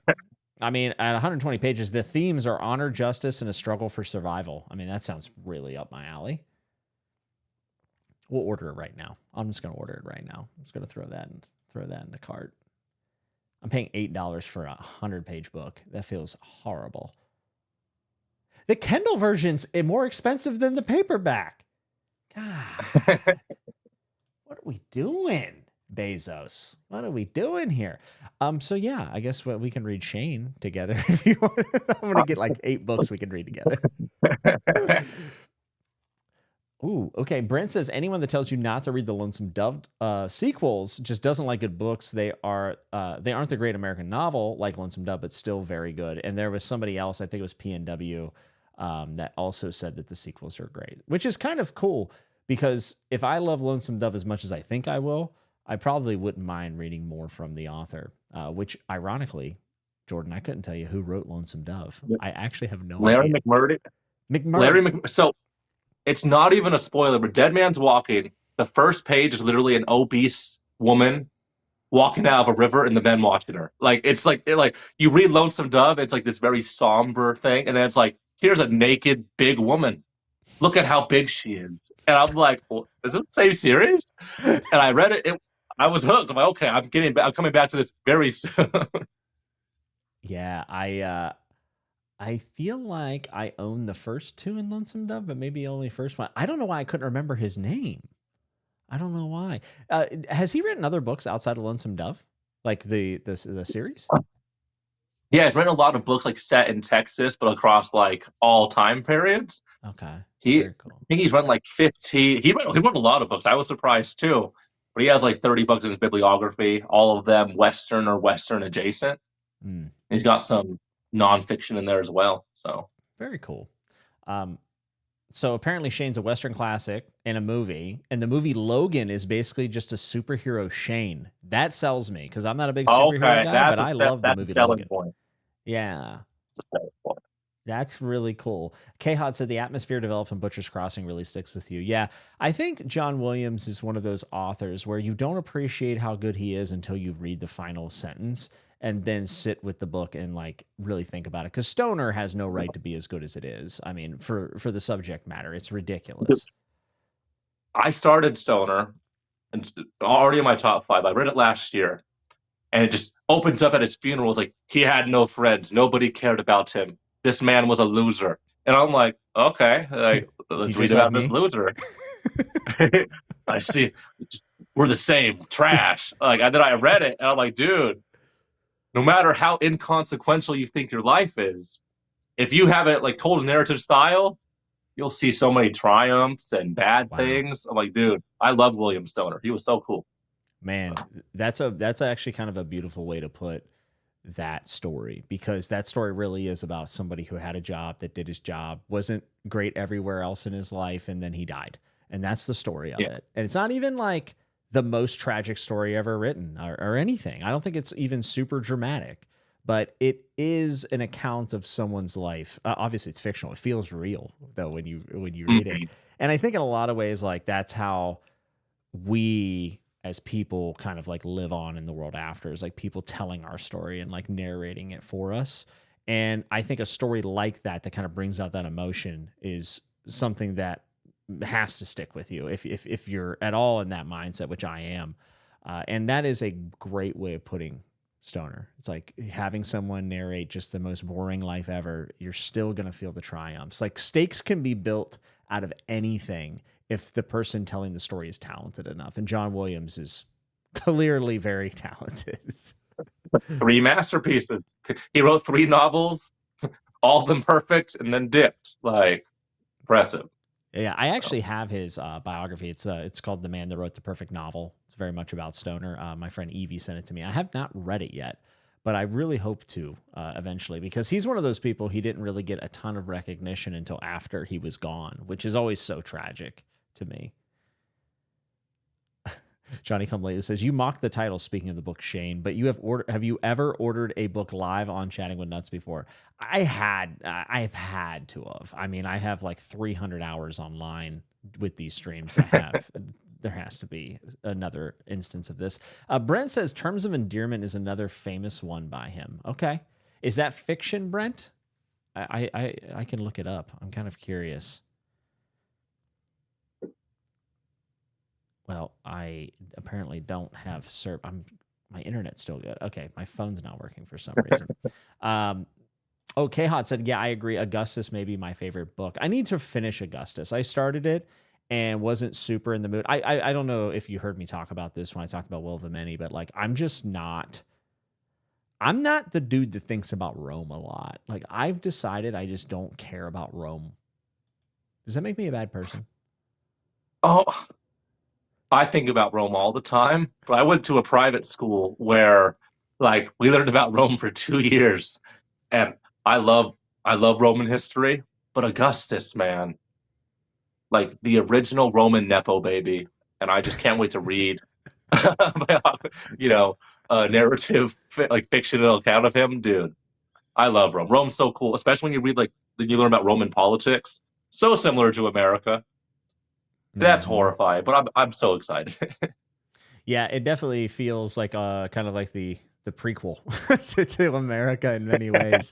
Makes you wonder about a sequel. I think that the whole like writing letters back and forth is such a great way of telling a story, and there are many examples of me enjoying that format. And I almost wonder why I don't search out stories that are in that form more, because of how much I've really enjoyed it. I mean, obviously the one I'm kind of thinking of is the diary version of this, which is the Diary of Anne Frank, which was for me, it was very impactful. And again, was probably one of the more formative books I read when I was young. It kind of made me realize, one, that form can be different, because I was just reading like sports dramas and Lord of the Rings. Like, I thought that was just how every book was told.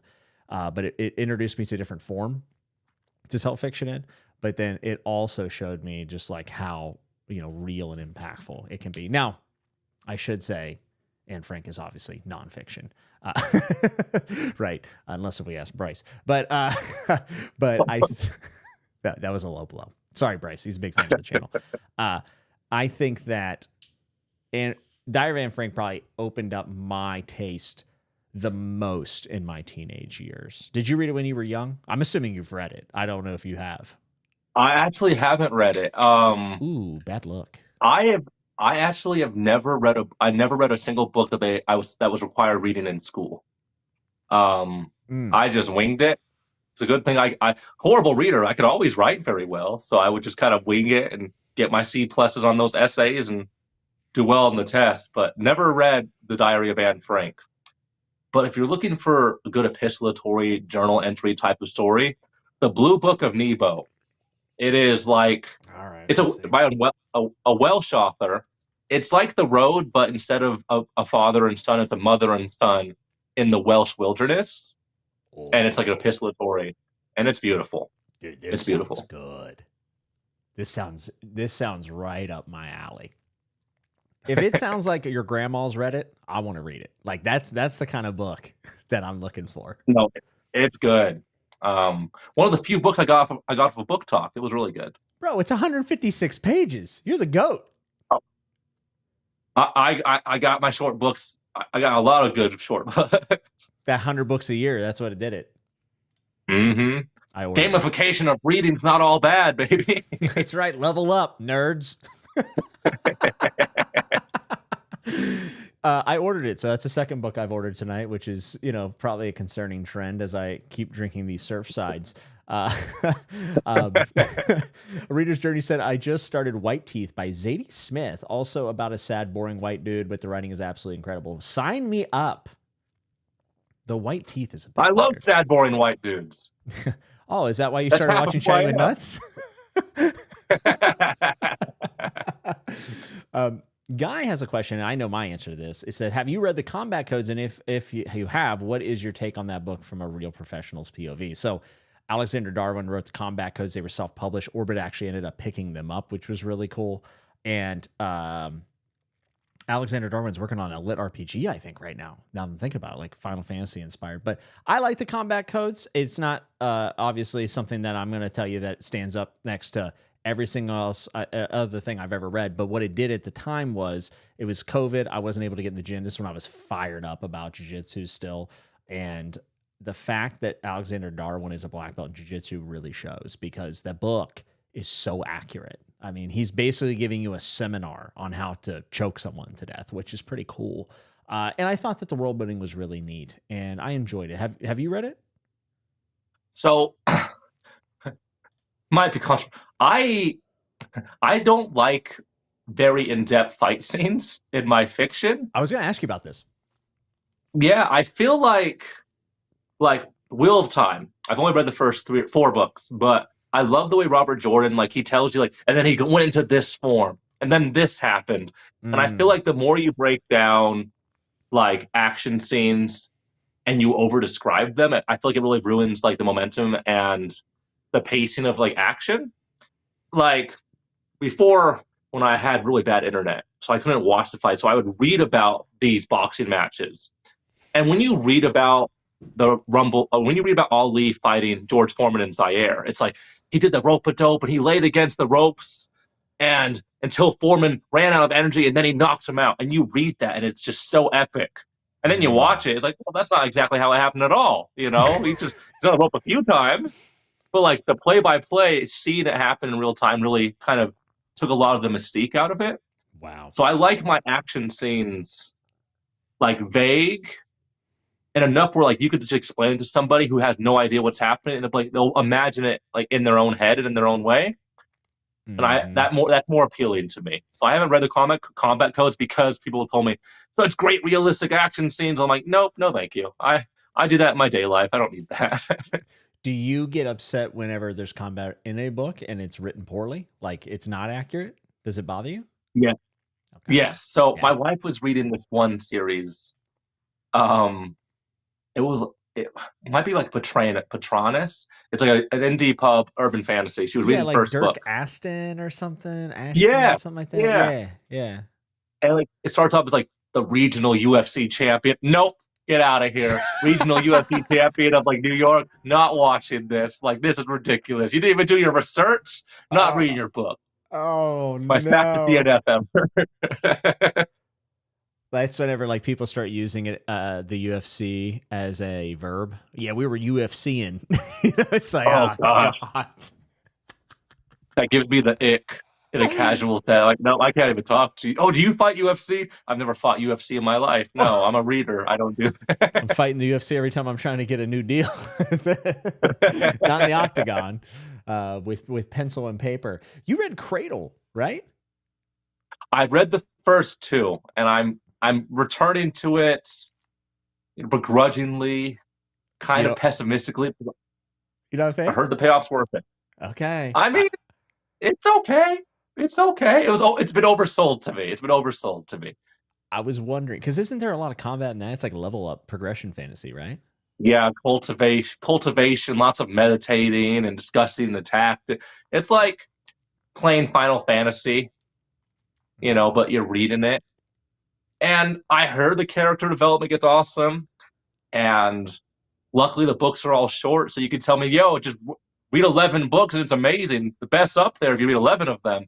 So I'm going to read at least the first 5 this year and then decide if I'm continuing on. The first 5. Holy shit. Okay, so I'll just tell you, I know 2 people, and both of them say it's not worth it. So like they fell into this, they read them, and at the end they said, I wish I had all that time back. That would have been great. I've never really been interested in them, but I own them all because he gave them out for free like every day. That's what I did. Yeah, okay. Yeah. Oh, JCM Burns here.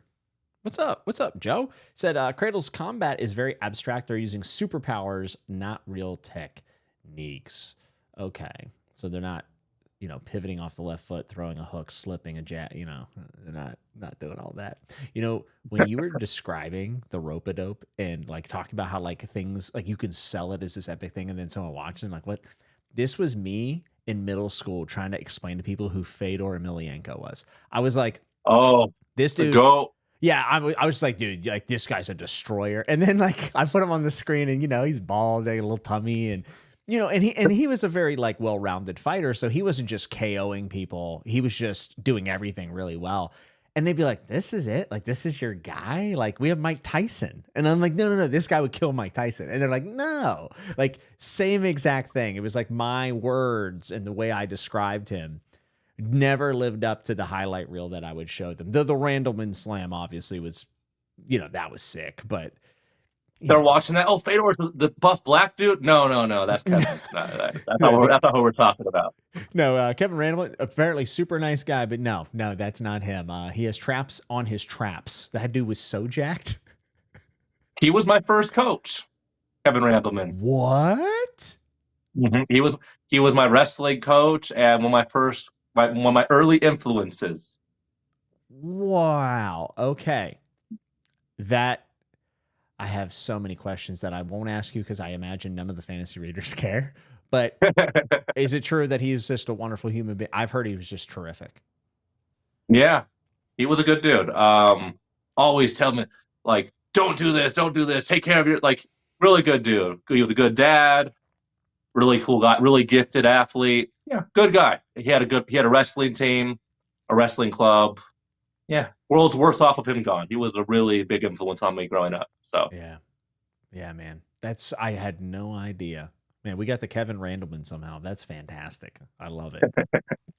Next, you're going to tell me you went to dinner with Gary Goodridge, and then I'm just going to lose my mind. Joe said Fedor was dad bod before dad bod was a thing. That is true. He has a dad bod, but he could also kill you. Khad said the most deceiving human of all time. I would agree. Daniel Cormier is up there as well, though, which many people have called him Black Fedor, which is absurd. But Daniel Cormier, that is a man that when you see him off TV, you're like, oh, Fedor is way more unassuming. When you see Daniel Cormier in person, when he doesn't have his TV voice on, for lack of a better word, I'm like, oh no, you're a fighter. I could tell you're a fighter. DC is hilarious. DC's actually probably in my top 3 favorite fighters of all time. I think his story is incredible. I love the way he fought, being a smaller guy, especially at heavyweight, starting late in life, which I also thought was really cool as someone who came to jiu-jitsu late.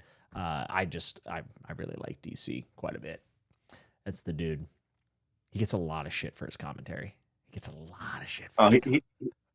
He's bad at his job, but we forgive him because he's a good guy. Some forgive him. Some people forgive him. Mitch says some say the Fedor has the ideal male body. You may not like it, but it's what peak performance looks like. I mean, hard to argue against it, to be honest. Jordan is a sick grappler. You are, my friend. You are. Oh, thank you. I do my best. Do you train in the gi at all in jiu-jitsu? I stopped when I got to the UFC, which is why I'm just a purple belt. I was a blue belt until I got to the UFC. Yeah, I'm not even gonna be like, oh, it's a waste of time. I don't care about that. I waste my time plenty. I don't mind that. I just my skin is so sensitive that like I would get like the gi burn on my face. It would ruin my entire week. I hated it so much. Yeah. My skin's very delicate, so I don't do the gi.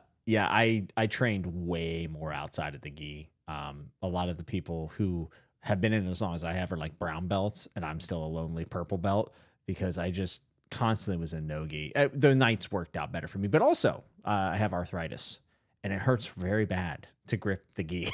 I do not like it. The next morning I wake up and not be able to open my hands. Like it was very bad.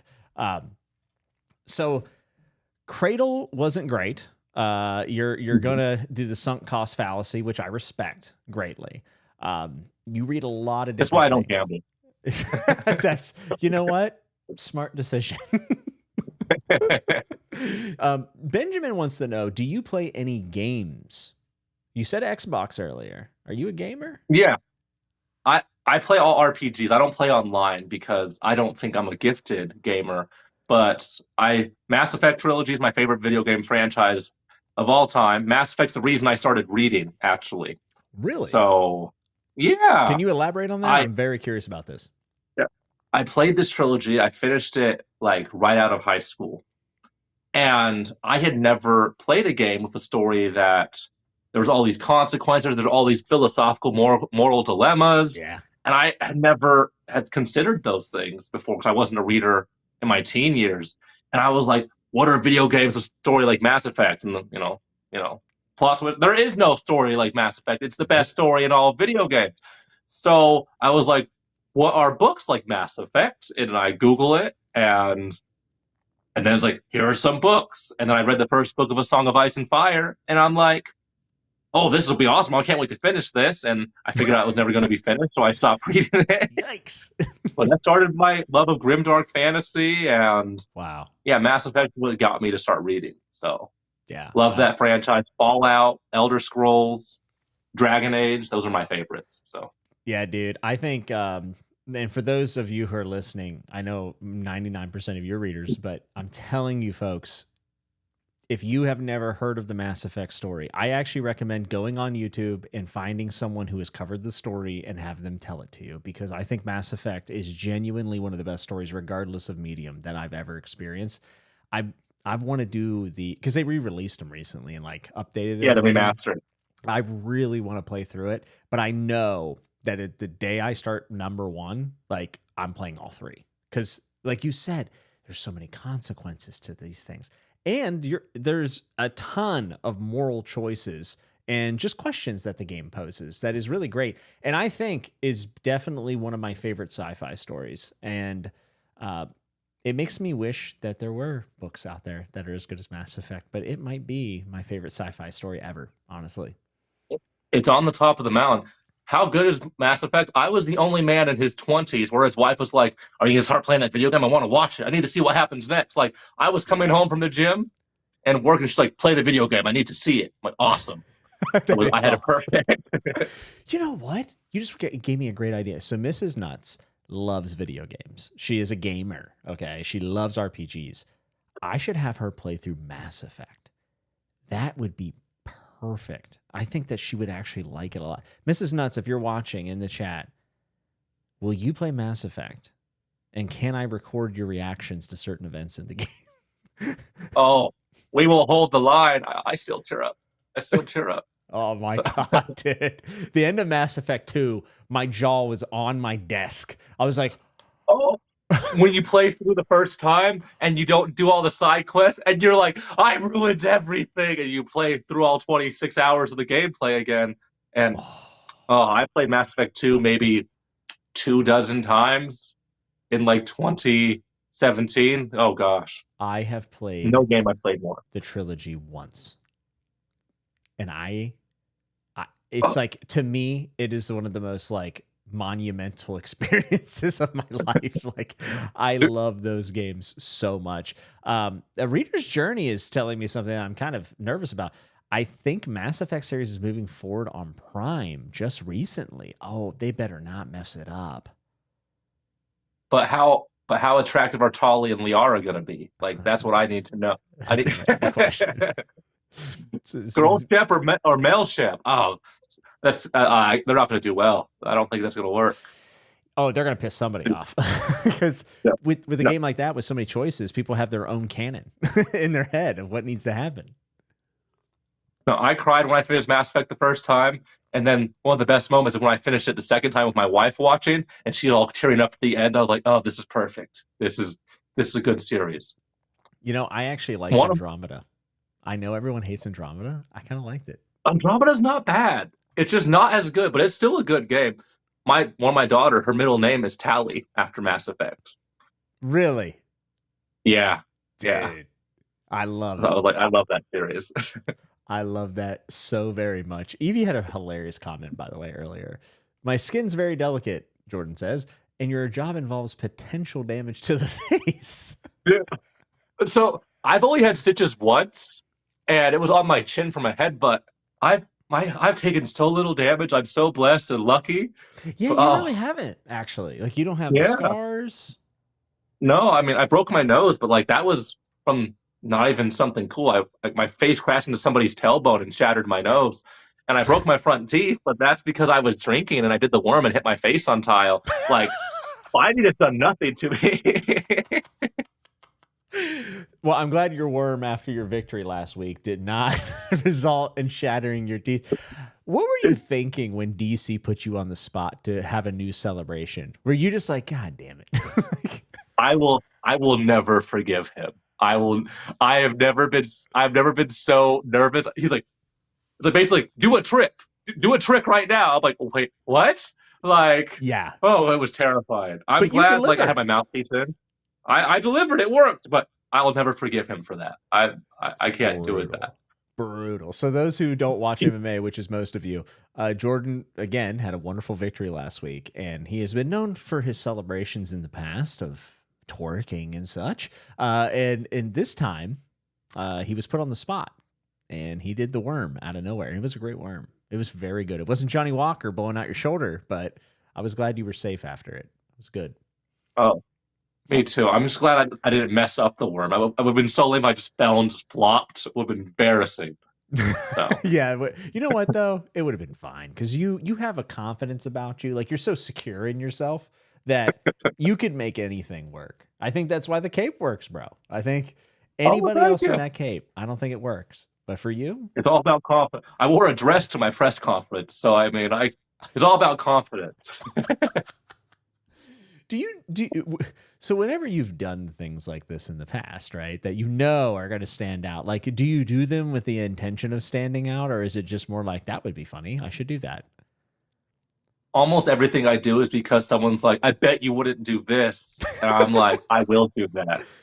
So peer Like pressure. someone like, yeah, I'm very suggestible. Like keep a cult away from me. A cult will ruin my life. I will give away everything to the revolution. I'm very Oh, man. suggestible. I'm very easily challenged. It's like, oh, you won't twerk on TV. I'm gonna beat this guy. And not only will I beat him, I will twerk. And then I did it, and I regret it every day of my life. I regret it. Bean says, watching you knock people out and twerk during the UFC COVID fights was surreal. Dude, that whole era was a fever dream. An empty warehouse. I'm like, let me just dance real quick. Yeah, and that says, pull out a book next time and flex that you know how to read. I name dropped Dungeon Crawler Carl my last press conference. Like, what are you reading? I'm like, Dungeon Crawler Carl. It's gonna be big. Oh, yeah, it's already big, dude. Oh my God. It is so absurd how this is growing. I'm very, very curious how it holds up. Like, I in think it's the too future. big. Yeah, you think? I think it's going to be short term like short-term gain for lit RPGs, but I think it to be long-term loss because you're already seeing people like nothing, not as good as Dungeon Crawler Carl, and it's broken into like bookish culture. Like all the reviews for all the books, 0% 1-star ratings. I've never seen that for a series, especially an unserious type of like tone. I feel like it's going to be so popular that eventually there's going to be people that are pretending to hate it just for content, and then there's going to be people comparing every lit RPG to it. Everything's Yeah. going to be it's the next Dungeon Crawler Carl, and it's just a very unique thing. Even Matt Dinneman's other works aren't Dungeon Crawler Carl, so I Yeah. feel like it'll be very good at getting people into lit RPG. But I'm afraid it's going to cause a giant bubble, and then we'll have a bunch of series that don't get read. Well, it's also interesting watching booktube content around it because I've seen so many people start their rave reviews with like, and they've not read any other lit RPG, but I don't like lit RPG, but I really like Dungeon Crawler Carl, which reminds me so much of when Game of Thrones was on TV, and everyone's first thing out of their mouth when they would suggest it to you would be, "Oh, I don't like fantasy like that. That stuff. I don't like any of that stuff." But Game of Thrones is different. Like that was the pitch so often. And I remember it pissed me off every single time. It made me so mad. And I think Dungeon Crawler Carl has had that effect for lit RPG. There's so many people who have never read another page of lit RPG that say, "Oh yeah, I love DCC, but I would never like any of the others. Like I'm above that." Mm-hmm. You're very anti-snob. You're not down with the snobbery. I'm not. So what made you make that video? I was talking to my one of my cousins, and her husband's very well read, but he has a background in philosophy and English. And he's like, oh, you even read it? So I mentioned a few of the books I've read, and I mentioned John Williams, and he's like, oh, John Williams is trash compared to. He mentioned like another author. He's like, you gotta read this guy's entire bibliography. It's only like 31 books, and this and that.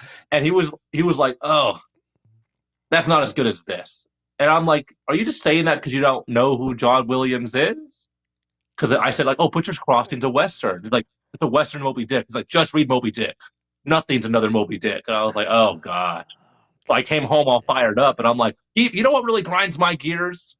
People who read classics and very highly acclaimed works that have stood the test of time, and they think that's the only thing worth reading. Because I love classics. I love The Road. I'm loving East of Eden. I love Stoner. I love Great Gatsby. All amongst my favorite books.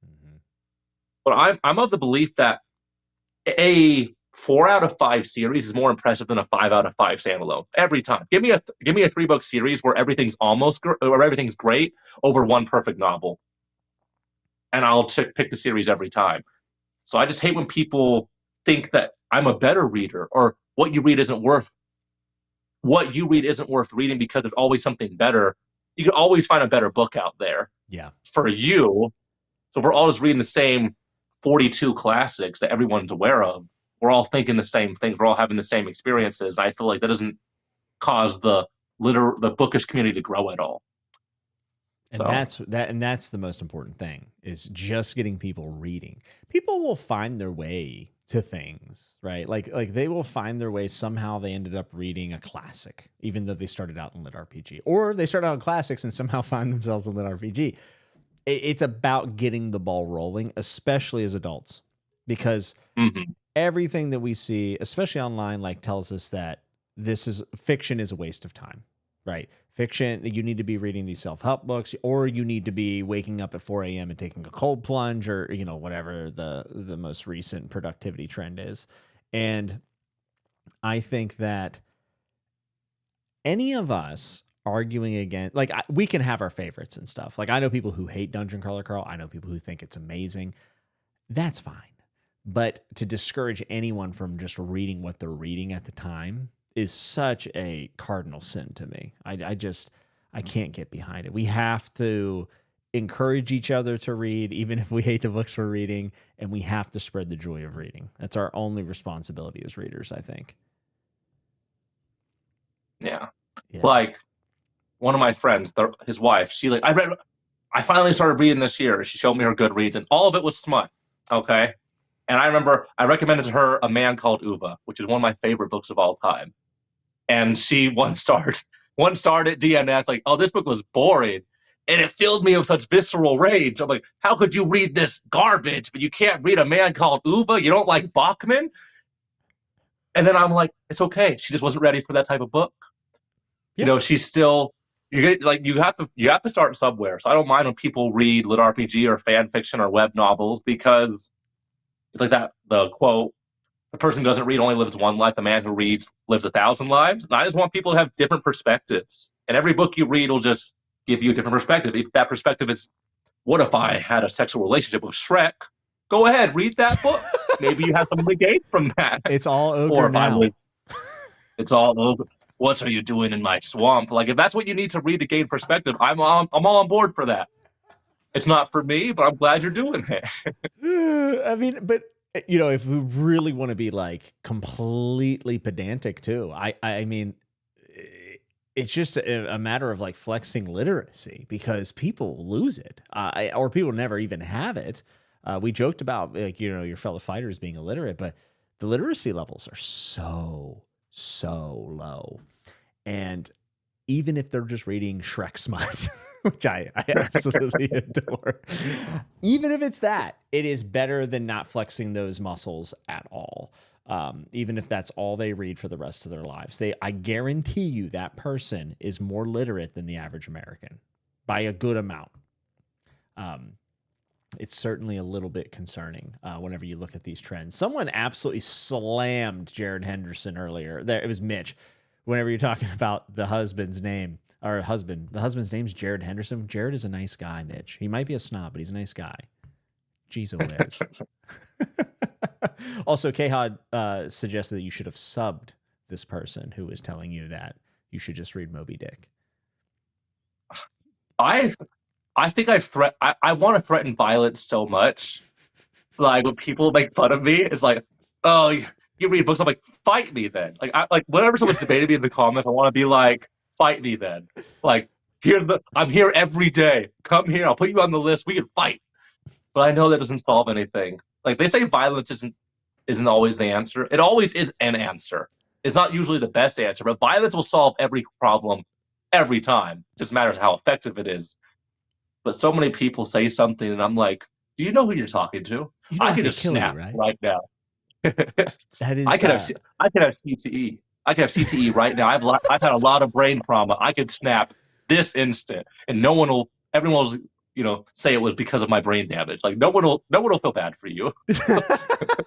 Or they'll say, hey, you shouldn't have tested him. What did you expect? You know, it's Joe Schilling knocking out that guy in the bar. I don't know if you saw that clip from 3 years ago, but it was. Oh, I know Joe. I know Joe.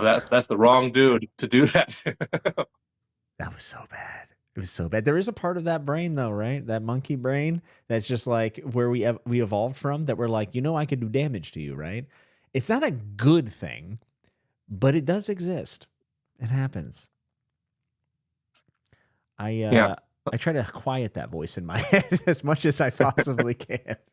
And I'm sure even more so for yourself, being, you know, an actual competing prize fighter. It has to be a little bit difficult when someone's being a Karen to you. Oh, Joseph. Yeah, luckily, most people are very polite to me when they see me in person. But I've had several people where I recognize them off of Instagram, and I know their name, and I'll like say like Instagram handle. I'm like, this is your name, and then they're like, oh, I was sorry about what I said. I'm like, oh, I know you. Like, I've had that happen like 3 or 4 times. It's always like the most empowering thing. I'm like, oh, am I still, you know, fruity? Am I still fruitcake? Am I still this? Still zesty? Like, I remember you. Am I still zesty? Like a lemon. Like, let's go. To be fair, being zesty has to be one of the best compliments, I think. Like, zesty's just a fantastic describer. Dude, there's nothing wrong with being colorful or being Mr. Congeniality. Like, it's cool. But just don't use it in a derogatory way. Like, oh, brother, you zesty. Cool. If you say it in a mean way, like a downturn, like, you zesty. Okay. Those are them fighting words, you know? Yeah, so. Now we have a problem. Yeah. Britton said he loves The Great Gatsby too. Great Gatsby was like, I think, was it your favorite book before Blackwater? Or am I wrong? I think it's number 2 or number 3 on my list. Yeah. So The Great Gatsby is the first book where like I was debating fan theories like with a bunch of fire because I'm quite certain Gatsby's black in The Great Gatsby, and I think that's what it was originally written as. Is Gatsby Oh. was supposed to be a white passing black man? Because when you first meet Tom Buchanan, he's like talk about how the blacks are trying to overthrow the white race, and it's like why is that there? That's randomly there. And then when you put that racial angle onto it, everything Tom Buchanan says makes a lot more sense. Like, no matter how much money you have, you will never be one of us. You may pass as one of us, but you never will truly be one of us. And his name was Jay Gats, and he got his war medal at the Battle of Montenegro, which means Black Mountain. And they're always talking about Gatsby's dark skin next to Daisy's light skin. And so I'm half black, so I couldn't pass for white. But my children are quarter black, and they're gingers. So they could definitely pass for white. So in my head, Gatsby is a white passing mixed race man. And I'm not even trying to be woke or anything. That's just how I've always read it. And I debated somebody in college English class like for weeks about this. I was like, no, dig it. It's clearly obvious in the text. So I love The Great Gatsby. Wow, I have never heard anyone come up with that theory before. Is like, have other people said this before? Or is that like a you only thing? I had that thought, and then I found like some Reddit posts about it, and one guy did his English dissertation about it. But yeah, I just feel like I think it makes sense, and it makes sense because like Gatsby has so many additions to it. It was always edited, and especially there's like a lot of people that believe that like his wife Zelda helped write it or even wrote most of The Great Gatsby. I think there's just so much cool things about the lore of Great Gatsby. So I got to be honest. I've only seen the movie. I've actually never read the book. I have it back there. So now you're making me feel like I'm missing out. I feel like I need to dive in. I want to get it. I didn't know there were theories about The Great Gatsby. I thought it was just rich people doing rich shit. I had no idea. I love No, dude. Nick, like Gatsby as a character is just so cool and tragic to me, and Nick's admiration for him really just because I've had several friends where I've like looked up to them, like I adore them, like they're like my heroes. They helped inform the man I became, and I just read the adulation from Nick, and I just feel like there's a lot of fluff there. There's a lot of symbolism. It's a little heavy with the themes, but it's one of the perfect novels in my opinion. So. Wow, I've heard it's beautifully written. I heard the writing's just fantastic. Evie said, "Holy shit, Jordan, you are freaking blowing my mind." Yes, I'm a missionary for this theory. Listen, between all of the 85 booktubers read this book, videos and everything else that like the stuff, that's going to come and go. Like this is my favorite part about Booktube right here is like somebody having an interpretation that no one has, that Evie clearly has not heard, probably read the book, had her own experience, and you just absolutely opened her up to a totally new interpretation of a book that she's already experienced. Like that to me is the function of what we do on YouTube in the book sphere. I love that so much, dude. Yeah, books are living. Like you could discuss a book that's 100 years old, and our modern perspective completely changes the meaning and the context. And stories are eternal, and it's amazing, like how central it is to like our identity as people, and how it informs us and how it transmits culture. Like writing, like authors, like they're the only like authors and filmmakers. I feel like to a lesser extent, they're just like magicians in the modern age, and I really admire people who have that ability to transmit like art and values and stories in the written word. It's amazing. It changed my life. So yeah, hell yeah, man. I think that this is something that I like look for in works. Like I love whenever a book can be interpreted multiple ways by different generations. Like that's just kind of incredible to me. I think in fantasy a lot of times like those are the things that live on. Like that's the reason why Lord of the Rings will always be around. I think A Song of Ice and Fire also, even not finished, will always be around. A lot to do with the fact that George R. R. Martin was having a conversation with the genre within his characters, which I thought was just like when I realized that, I was like, this is the most mind blowing shit of all time. Like I was like, this is so cool. But yeah, I mean, if anyone ever wants to ask, like, what's the worth of like discussing books online or making videos and doing all this stuff, I think it's moments like that. Like that's the best thing. And um, yeah, dude, I'm glad you made a channel. Like I'm really glad. I'm sure it was not an Oh, easy thank you. decision, dude, but like, you know, that probably will change the way people have experienced a book that they probably read it in school, you know, like they probably were told how to interpret it. And now there's a whole thing. So I know you said you're not well spoken, but I would say there's evidence against that right there, man. It's good. Yeah. It's good shit, man. Very good shit. Britton said, I've not heard that, but I've heard theories that Nick is gay. I had never Oh, heard that. I've heard that theory. I Not a just, fan? oh, I'm not a fan. And as someone that's considered a gay icon in the MMA sphere, like, I have nothing against it. But have you ever just like loved one of your bros? I would die for my friends. I Oh, would kill yeah. for my friend. Yeah. Like my best friends, like it goes like my wife, my children, my best friends, and then probably the rest of my family. Like brotherhood, I feel like in the modern age, they've really kind of, I don't want to say perverted because there's a lot of negative connotations with the idea of perversion, but Yeah. they've really put a negative connotation on like two men that care for each other deeply, and having to making that a non-platonic thing really irks me. Like I read this big essay about why Samwise and Frodo, it's clearly gay undertones. I'm like, no, man, it's about Tolkien writing a story where all of his friends go to war and they survive because he lost a bunch of his friends in the war. It's Yeah. about brotherly love. And I feel like there's not really a place for that, or at least to discuss it in a way that where people don't make it romantic. And it bugs me. No, But Nick could be good. That's okay. I always say this about men and women in books, or any entertainment for that matter, any medium. There's not enough like platonic male female friends.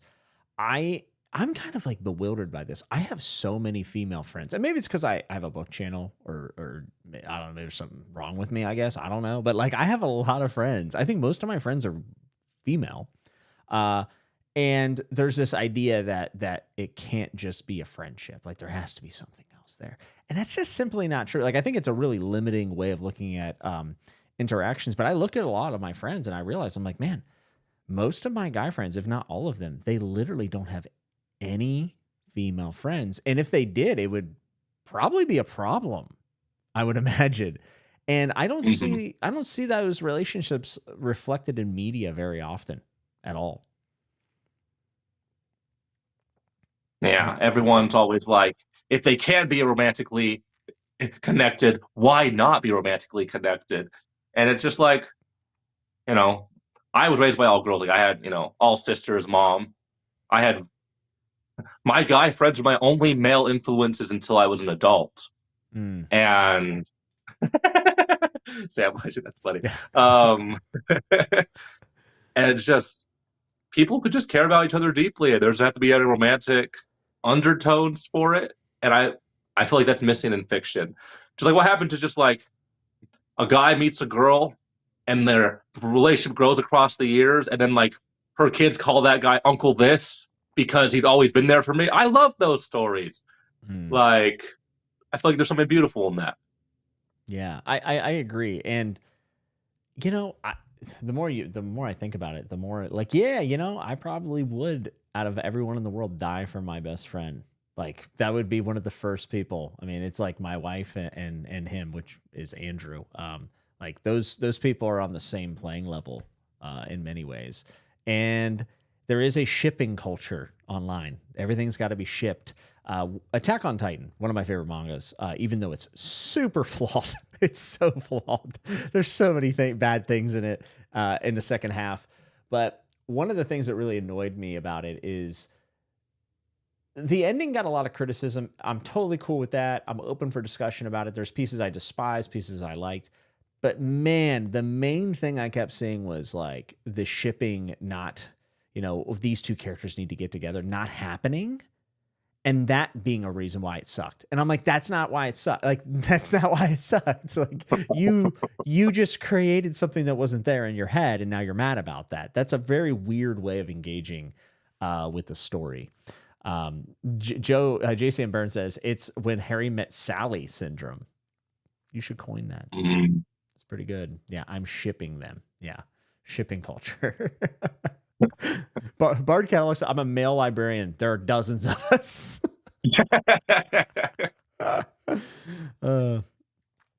Evie has a good point. There are so many ways to interpret a text, from a queer reading, a feminist reading, a psychological reading, etc. Literature is beautiful. Yes.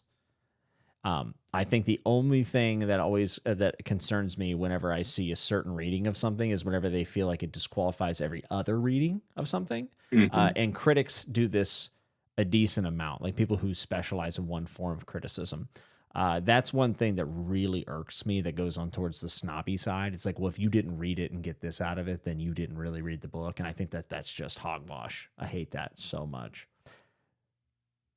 That's my anti-snob coming out, that you've inspired, Jordan. Oh, I'm glad. Little grumpiness is what's needed on book two. That's one thing Book Talk has over us, is they're not afraid to hate each other. Yeah, Book Talk seems like it's a wild. I don't think I think it's too fast moving for me. I get enough notifications as it is, and I know people would hate what I have to say. It would not go well. It's a grind, man. Like you read The Bluest Eyes, okay? And I hate Toni Morrison. Well, I don't hate her. I don't care for her. Whoa. She's dead, bro. Let it go. You won. Jeez.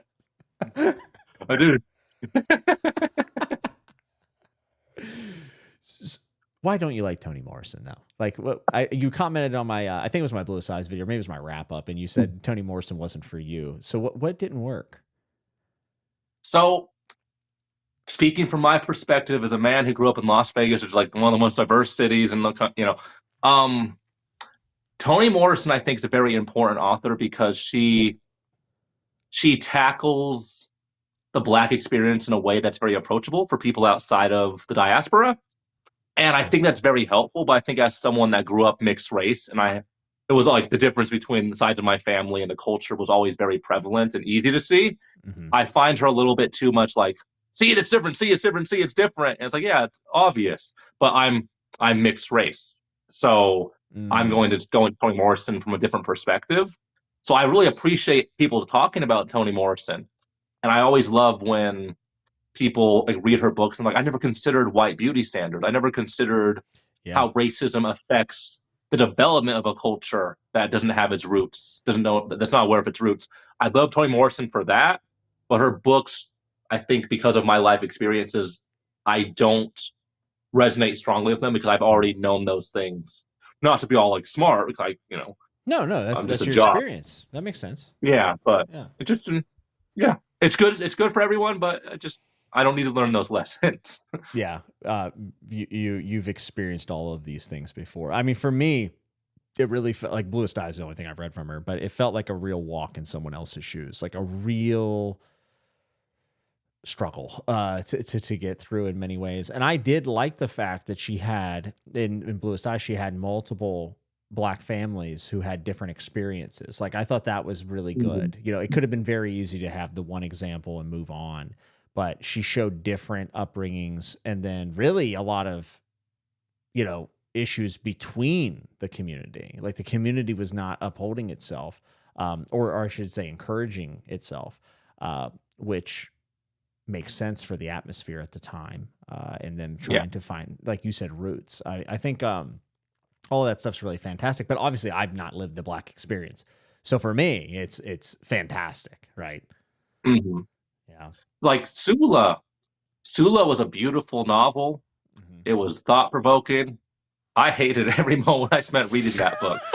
But like, I was reading, I'm like, oh dang, this is right on the money about how like toxic cultures will cannibalize themselves and will really like keep each other down and how we get in each other's way. It was a very beautiful case study, but I'm like, this book would have been better as an essay. Like, I was reading Sula, I'm like, two people get lit on fire in Sula. Like, two people get lit on fire, and that being said, nothing happens. Like, it is like, do you think that'd make it a really cool story? Nothing happens, but two people get lit on fire.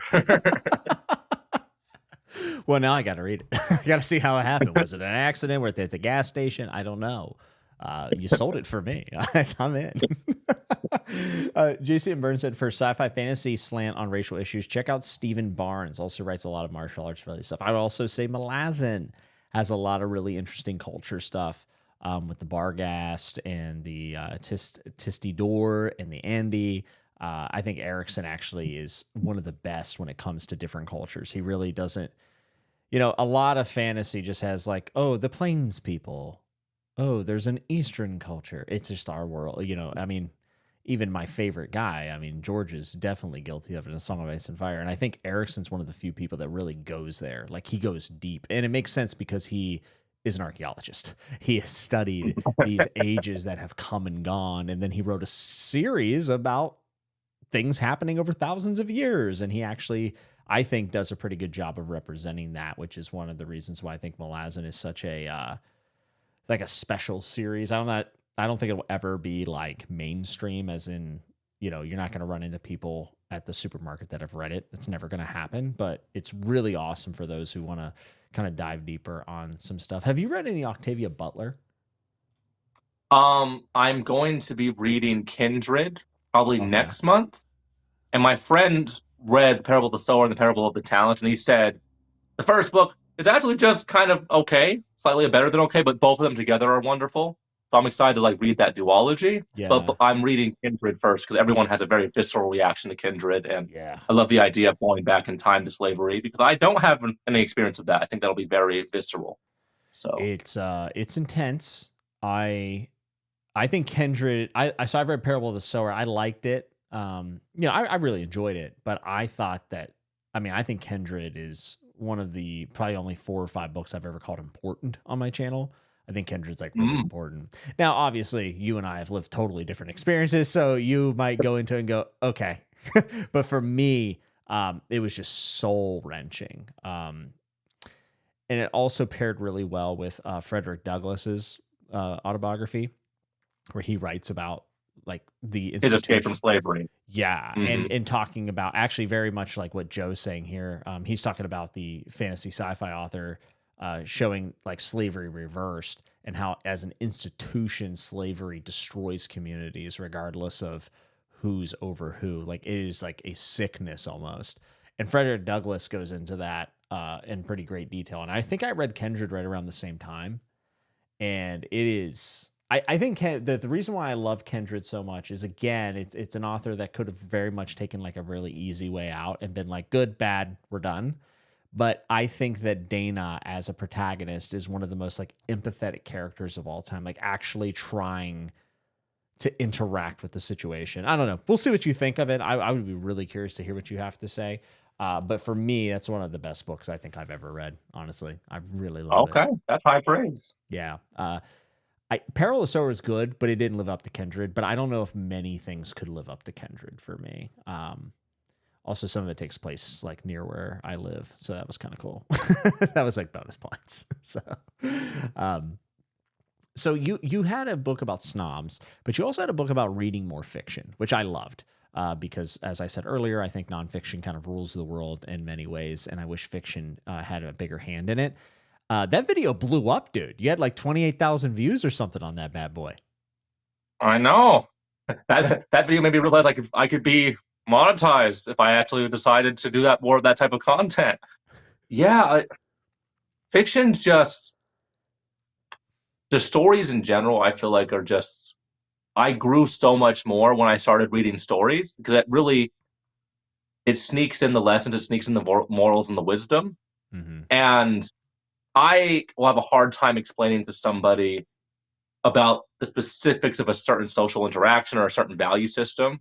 Yeah. But I could be like, yo, Voldemort wanted to kill all the muggles and he was all for race purity. He was against mudbloods. He wanted only pure wizard families.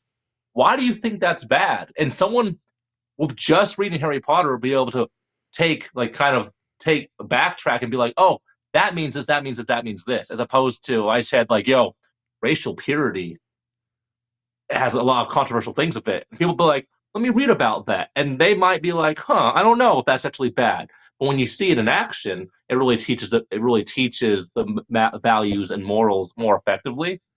And I just think of I I've done a lot of family history, and I look at my family tree, and I'm very lucky. It goes back up it goes like the 1600s on one side of my family, and I look at the tree, I'm like, oh, that's neat. But the moment I look at some newspaper articles about my family, I'm getting some more stories, I'm getting some more context about my family, that comes to life. Now they're actually my family. They're not just named on the family tree that leads to me. It's this narrative that leads to me in the present day.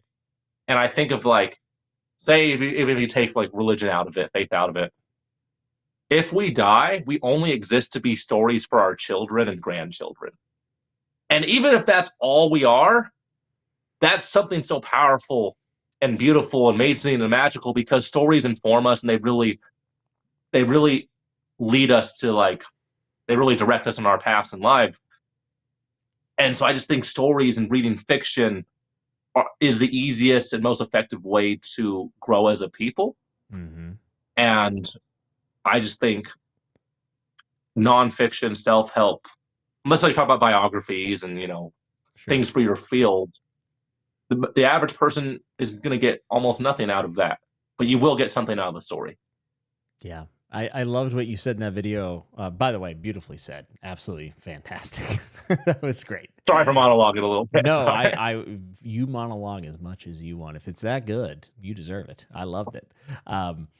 You said something in that video about how you have all these random facts in your heads and they have never once enhanced your life. And I feel that so much. I know so much worthless shit that it actually impresses my mother-in-law. She's always like, he just knows everything. And I'm like, it doesn't. It's worthless. I don't know why I know these things. But you get me to talk about a book that has changed my life, and how much time do you have? We created a whole YouTube channel kind of centered around it. So, and it's made me obviously connect with people from all over the world, but it's also opened me up to so many different perspectives. Hell, think about this right now. How many people that are going to watch this, usually it's a couple thousand, have never watched an MMA fight, but they're hearing about an MMA fighter's reading experience. You know what I mean? It just connects bridges that would never be crossed otherwise, I think.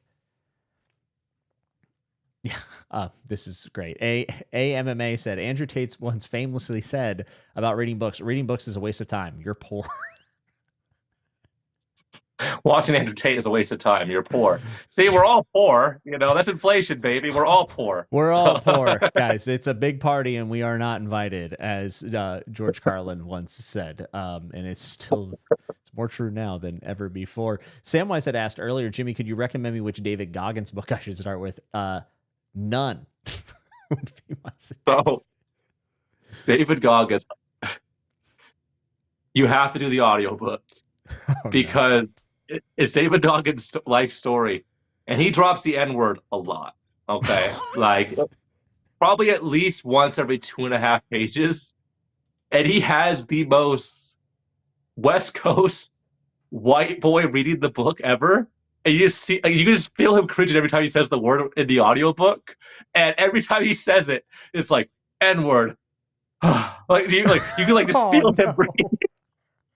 And I just picture David Goggins just standing over him, say it right now, And it's amazing. It's amazing. So David Goggins is an absolute psycho. I mean, good for him. Good for him, but he is an absolute psychopath. The fact, the imagery of him standing, say it. Oh, you mentioned Harry Potter earlier. By the way, your Draco Malfoy meme you shared on your Instagram story today had me cackling out loud. I was dead. That was so funny. Guys, if you're not following Jordan on Instagram, you're missing out. There's some really good memes on there. I would definitely implore you to go follow him there. Evie said, Jordan, can I interest you in reading Jane Austen? Have you read any Jane Austen? I haven't, and she's someone I'm actually very interested in. I think Sense and Sensibilities is the one I'm going to start with. Sense and Sensibilities? Let me see if I have this. Sense and Sensibility. Yeah. Is it short? I mean, they're short, but the the language is a little bit harder. I feel like for modern people to read. But Jane Austen, um, everyone in my family loves her, and I'm actually interested. I love social stories. I love it's like, oh, this is improper. I love the posturing. That's one of my favorite things about Blackwater is that there's a lot of social posturing, Yeah. etiquette, and slight like little insults that you wouldn't be able to pick up on. But Jane Austen, I'm very interested in her. And it's gonna sound weird, but like I watched Bridgerton with my wife, and I was like, I want to read Jane Austen. Like I like Regency type of romance types of stories. So That's awesome. I love whenever like a different medium inspires. Like, how can I read a book like this? That's what I've been feeling about mhm. Severance. Like, I love the show Severance, and I was like, I need a book like this. And there's a Gene Wolfe short story that's similar, but there's nothing quite like it. So I'm hoping someone takes some inspiration. Like, please write something like Severance. Would love that. I've also not read Jane Austen, by the way. So I'm gonna wait for you to read her, and then you tell me if I should read it. I'll just follow you on this one. Mindolin had a recommendation for you. Said you should try Tchaikovsky's Final Architecture trilogy. It is a trilogy that delivers with every book, and the setting has been compared to Mass Effect by many people. Yeah, I actually, I posted videos like 11 series I want to start in 2025, and I saw one person on Reddit say, "Dude, it's kind of like Mass Effect," and I'm like, I just need one person to tell me that. I'm actually probably gonna start that series either the end of next month or early August because Mass Effect it'll sell me every time. I Dude, love if Tchaikovsky. you do August, I'm becoming a Tchaikovsky fan. By the way, I loved your coverage of ogres and ironclads. I thought your ironclad, like you made me like ironclads more because I'm not a huge mech person. I talked about this in my wrap up, but Mhm. I thought your videos on that were excellent. Oh, And thank you. yeah, your ogres video excellent. I am way more interested in him now. I like Children of Time, whatever, but like since ogres, I'm like, okay, this guy's got like 5-star material in his brain, and I'm just gonna have to sift through the 1 million books he wrote, and I will find them. And if you read the Final Architecture in August, I might try to start it with you. It's like Shards of Earth, or I think is the first one, or something like that, Yeah. right? Yeah. I Mhm. think I own that. Oh, Alan's still here. Said Ogres is awesome. It is awesome. It's such a good Uh, story. but no one's bombed by IKEA in ogres. And It's true. dude, I got bombed by IKEA last week. I was like, oh gosh, that's awesome. like the fact that he chose IKEA is so ridiculous. Like if he had picked any other, like Venezuela, I don't know, something else, I've been like, oh yeah, okay. Like, but when he said IKEA, I was like, you sure about that? They seem so peaceful. I don't. Oh, Alan says, "So help me, Jimmy." He gets upset when I make buddy reads with people. He gets very defensive. He's very protective of. You could join. You could join us. Thank you, thank you. Alan only knows how to do read-alongs for books he's already freaking read. That's all he ever does. So read a So new is he book really with me. reading them though? Is he Good just reading them, or is he question. just kind of? I have suspicions. I've not wanted to put it out there, but this is drama I'm not. alert. Not that I'm a character assassin. I'm just wondering. Just what? Yeah. I mean, I think we could take a look at Alan's history on his channel and realize he didn't read like all of 2024, essentially. He hosts reading sprints and then doesn't read during the sprint. I'm like, brother, you're supposed to be reading. It's a reading sprint. He's like, I'm working on slides for school. I'm like, what a nerd, like, come on.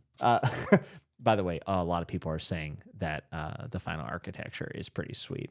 And Thornall even said, now that they think about it, Final Architecture does have a few similarities to Mass Effect. Okay. Dude, that sounds good. Evie, that is not true. Evie said the spear that cuts through water is like Mass Effect 2. You're a liar, and you're not going to convince me to read this book. It's never going to happen. That almost worked for me. I'm like, for real? Alan said, I have literally 4 read along. I haven't read, you freak. I read last night, you meathead. We've devolved into Alan screaming at me in the chat, which means it was a successful stream. It's a great episode when that happens.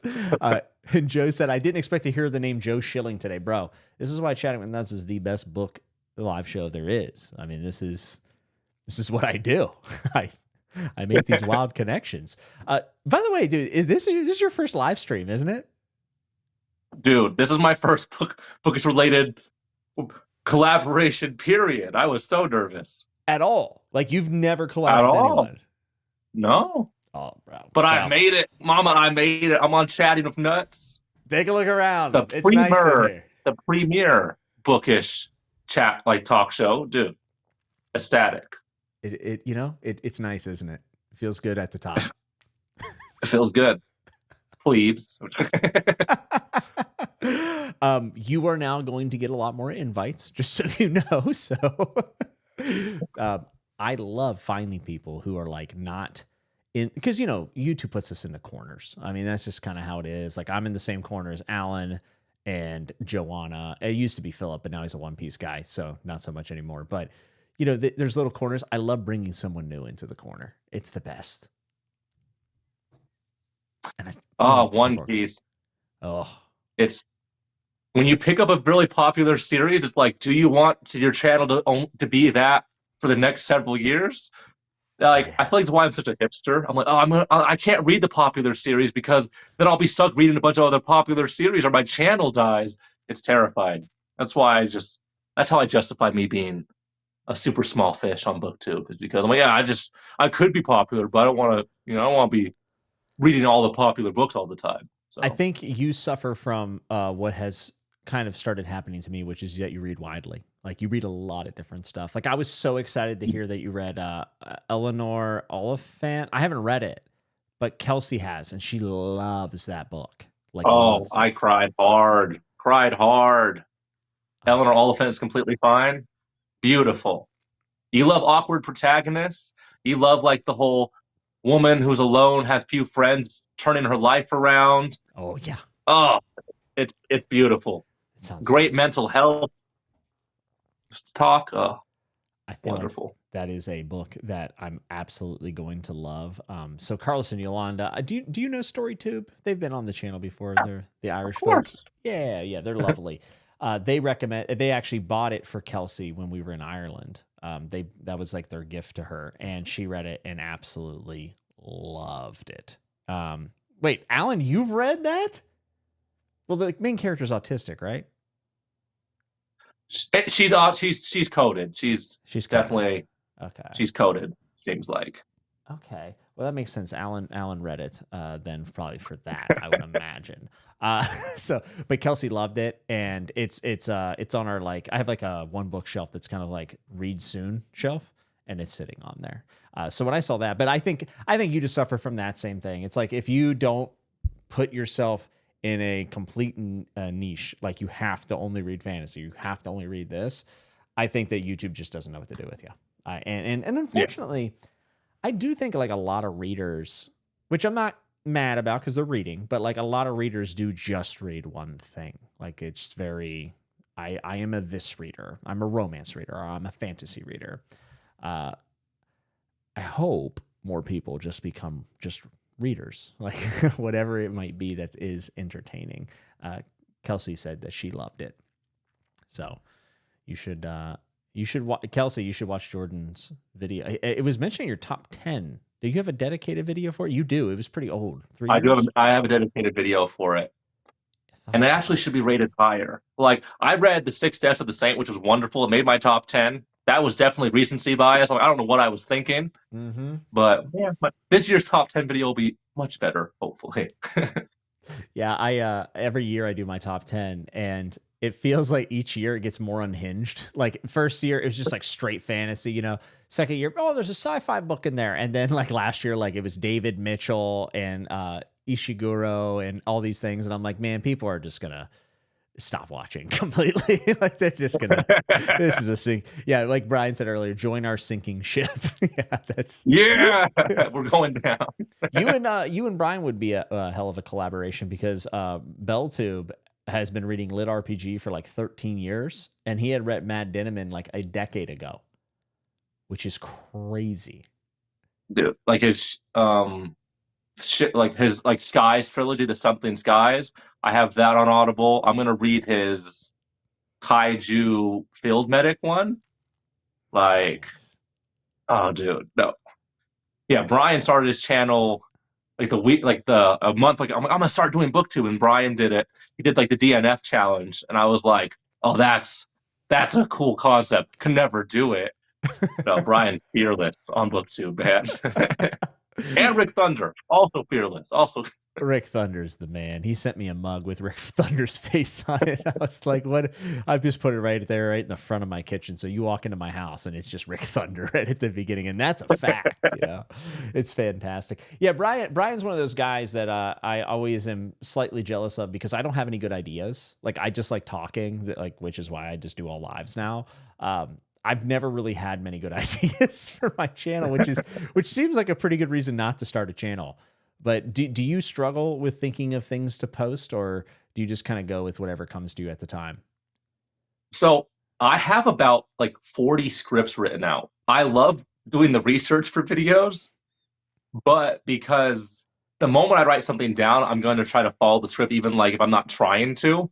And then my stutter, my stammer, my stutter comes back that I like grew out of and like worked on for all my life. The moment I sit in front of the camera, I start stammering and stuttering, and it's exhausting. So I have a lot of scripts written out. I love that part of it. I love having the ideas and thinking and making connections. But filming, all of a sudden, I'm back in middle school and I can't speak clearly. So You would never have known that you had a stammer or a stutter. I've always thought you were an exceptional speaker. So good work. yeah, Very good work, man. Daniel wanted to know, have either of you read The Elegance of the Hedgehog? Seems like something you'd like. Mural Barberry? I've never heard of this, Daniel. Have you heard of this, Jordan? that sounds interesting. The what of the hedgehog? The Elegance of the Hedgehog. All right. We're hitting Google again because Will it be a 3-book free? yeah, maybe. I mean, it was written in 2006, so it's not terribly old. The story revolves around the characters of Renee Mikkel, I think it's Mikkel, and Paloma Jose, residents of upper middle class left bank apartment building 7, one of the most elegant streets in Paris, divided into 8 luxury apartments. It sounds like there's a widow. I don't know what this description is very long. I'm not going to read it all. It sounds boring, so I'd probably love it. It's kind of it's only 300 pages. I mean, Oh, perfect. do I windmill slam the buy now button? Do I just windmill? Do I do it? Do it. Dunk on it. All right, I'm buying it. It'll be That's here. the first time you bought 3 books on a stream. There's no way. There's. Hey, it's your first collab. I had to do it big. You know, I feel like it's a monumental night. I wanted to really top it off with a bunch of purchases. It'll be here Sunday. Daniel, if this book sucks, I'm banning you from my chat. Just so you're aware, because I'm taking a risk on The Elegance of the Hedgehog. All right, it doesn't inspire confidence, but oh god, it's a very short and very smart book. I don't do well. Oh no, you. Oh. I don't do well with smart books. I'm not a smart guy. I like dragons and shit. There's a lot of concussions on this live stream right now. That is true. Do you ever worry about that? I mean, I hate to put that in your head, but like, do you worry about that? Like, so much of what you do is through your intellect. Like, you're very well spoken. You read. You know, like, does that worry you? Taking damage? So sometimes, and luckily I've only had like 2 obvious concussions in about 15 years, so I'm very lucky. That's really good. But the moment I feel like the moment I've always told my wife, like the moment I sound a little dumber than the year before, tell me I'm gonna retire. Like no questions asked. Like I'm out. Like the moment I know a lot of fighters, and I know fighters that are younger than me, and I've known them since they were 17, and they're not anywhere near where they were, and they're not even in their 30s yet, and that's always a terrifying proposition. Yeah. But if you're healthy, if you take time off, and you know, there's a lot more research coming out about how like reading and healthy diet and not using things that raise your testosterone, how those really help your brain heal or stop it from degrading as bad. So I'm very hopeful. And, you know, who knows, in 20 years, they'll just be able to put some nanites in you and they'll fix you right up. So I'm hoping for the advancement of technology and AI to save my brain if it gets too bad. So Hey, we can hope that they use AI for something that's actually worth using it for instead of taking my job. No salt here at all. Uh, right before I finished out with wrestling, I had a guy who was like, "Hey, you've been hitting the head a lot." I was like, "Yeah," and he's like, "Do you want to be a part of like this study where we like study your brain?" And at the time, I was like, "No, bro, I'm fine." And now I'm thinking about, I'm like, I should have done that study. Like that probably would have been really worth it. Like the study, it's like gray matter on the brain, I guess, is how they describe it. And it was at UPMC in Pittsburgh, and I kind of wish I would have done it, but I'm also maybe it's good that I don't know how bad it is because it's not good. There's no it's, chance. it's like, well, you knowing that it might affect your life, make you anxious in the present day, but it could just be a happy surprise. It could be, but then Like, I like feel like I use it as a scapegoat for so many things, though. you know? you see, I feel like the thing about brain damage is if you're not aware of it beforehand, like the anxiety can mess up you now, but you might not even notice it unless someone in your family points it out to you. Yeah. So it's like if I know, like, oh, if someone tells me you definitely have brain issues in 20 years, I'm gonna be looking out for that. But if I just slowly get slightly dumber, a little slower, I might not even realize a difference, and that would be perfectly fine for me. Yeah, whenever I was wrapping up, so Kelsey and I got together like the last year I was active, and she could tell that something was wrong because I was starting to repeat myself and stuff, and like forgetting stupid stuff like, "Hey, hand me that water," and she hand me the water, and I'd be like, "Hey, can you hand me that water?" And she's like, "I literally just handed it to you," and I'm like, Ooh. "Oh." Or forget where I'm driving to or something like that. Like this, like scary stuff. And I was worried. Like I was worried that like it wasn't gonna get better. But after I stopped wrestling, it actually got a lot better. It took a while, but it did get better. But I will say my memory is still really bad. Like I remember dumb things, but like I get like names and things mixed up really easily. So I know there's something bad. So like something bad happened. But there was like a healing period. Kelsey said was not the best. She hated it. It made her cry. She hated it. I also sometimes wonder, I swear to you, I sometimes wonder, I'm like, would I be a better reader if I hadn't been hit in the face with so many steel chairs? Like probably, right? Like I would probably like maybe I would understand Crime and Punishment a little better. Kev said, I walked out of the room for 2 minutes and dude forgot I was at his house. That did happen. While Kev was at my house. That actually did happen. Yeah, that's unfortunate. It still shows up every now and then. But hey, I've taken about almost 2.5 hours of your Friday night. That went by super fast. Yeah, it flew. You have a family and I'm sure plenty of other things. You probably want to replay Mass Effect at this point.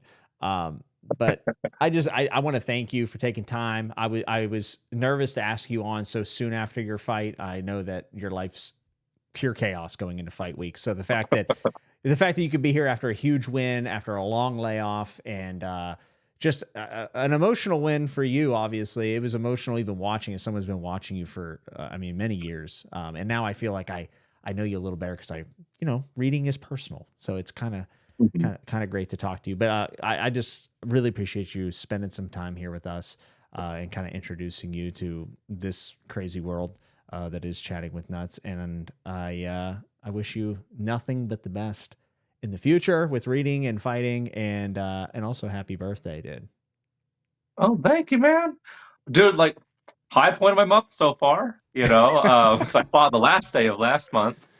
And it's just cool to be able to chat about books and to reach out across the ether of the internet. And yeah, dude, I'm very happy and thankful you had me on. It was nice. Yeah, dude. I am more and more as the episode went on. I was convinced that it was a great decision for you to join YouTube to talk about books. I'd love to have you back on. And sincerely, if you want to buddy read some stuff, especially Shards of Earth, I'm really down for that.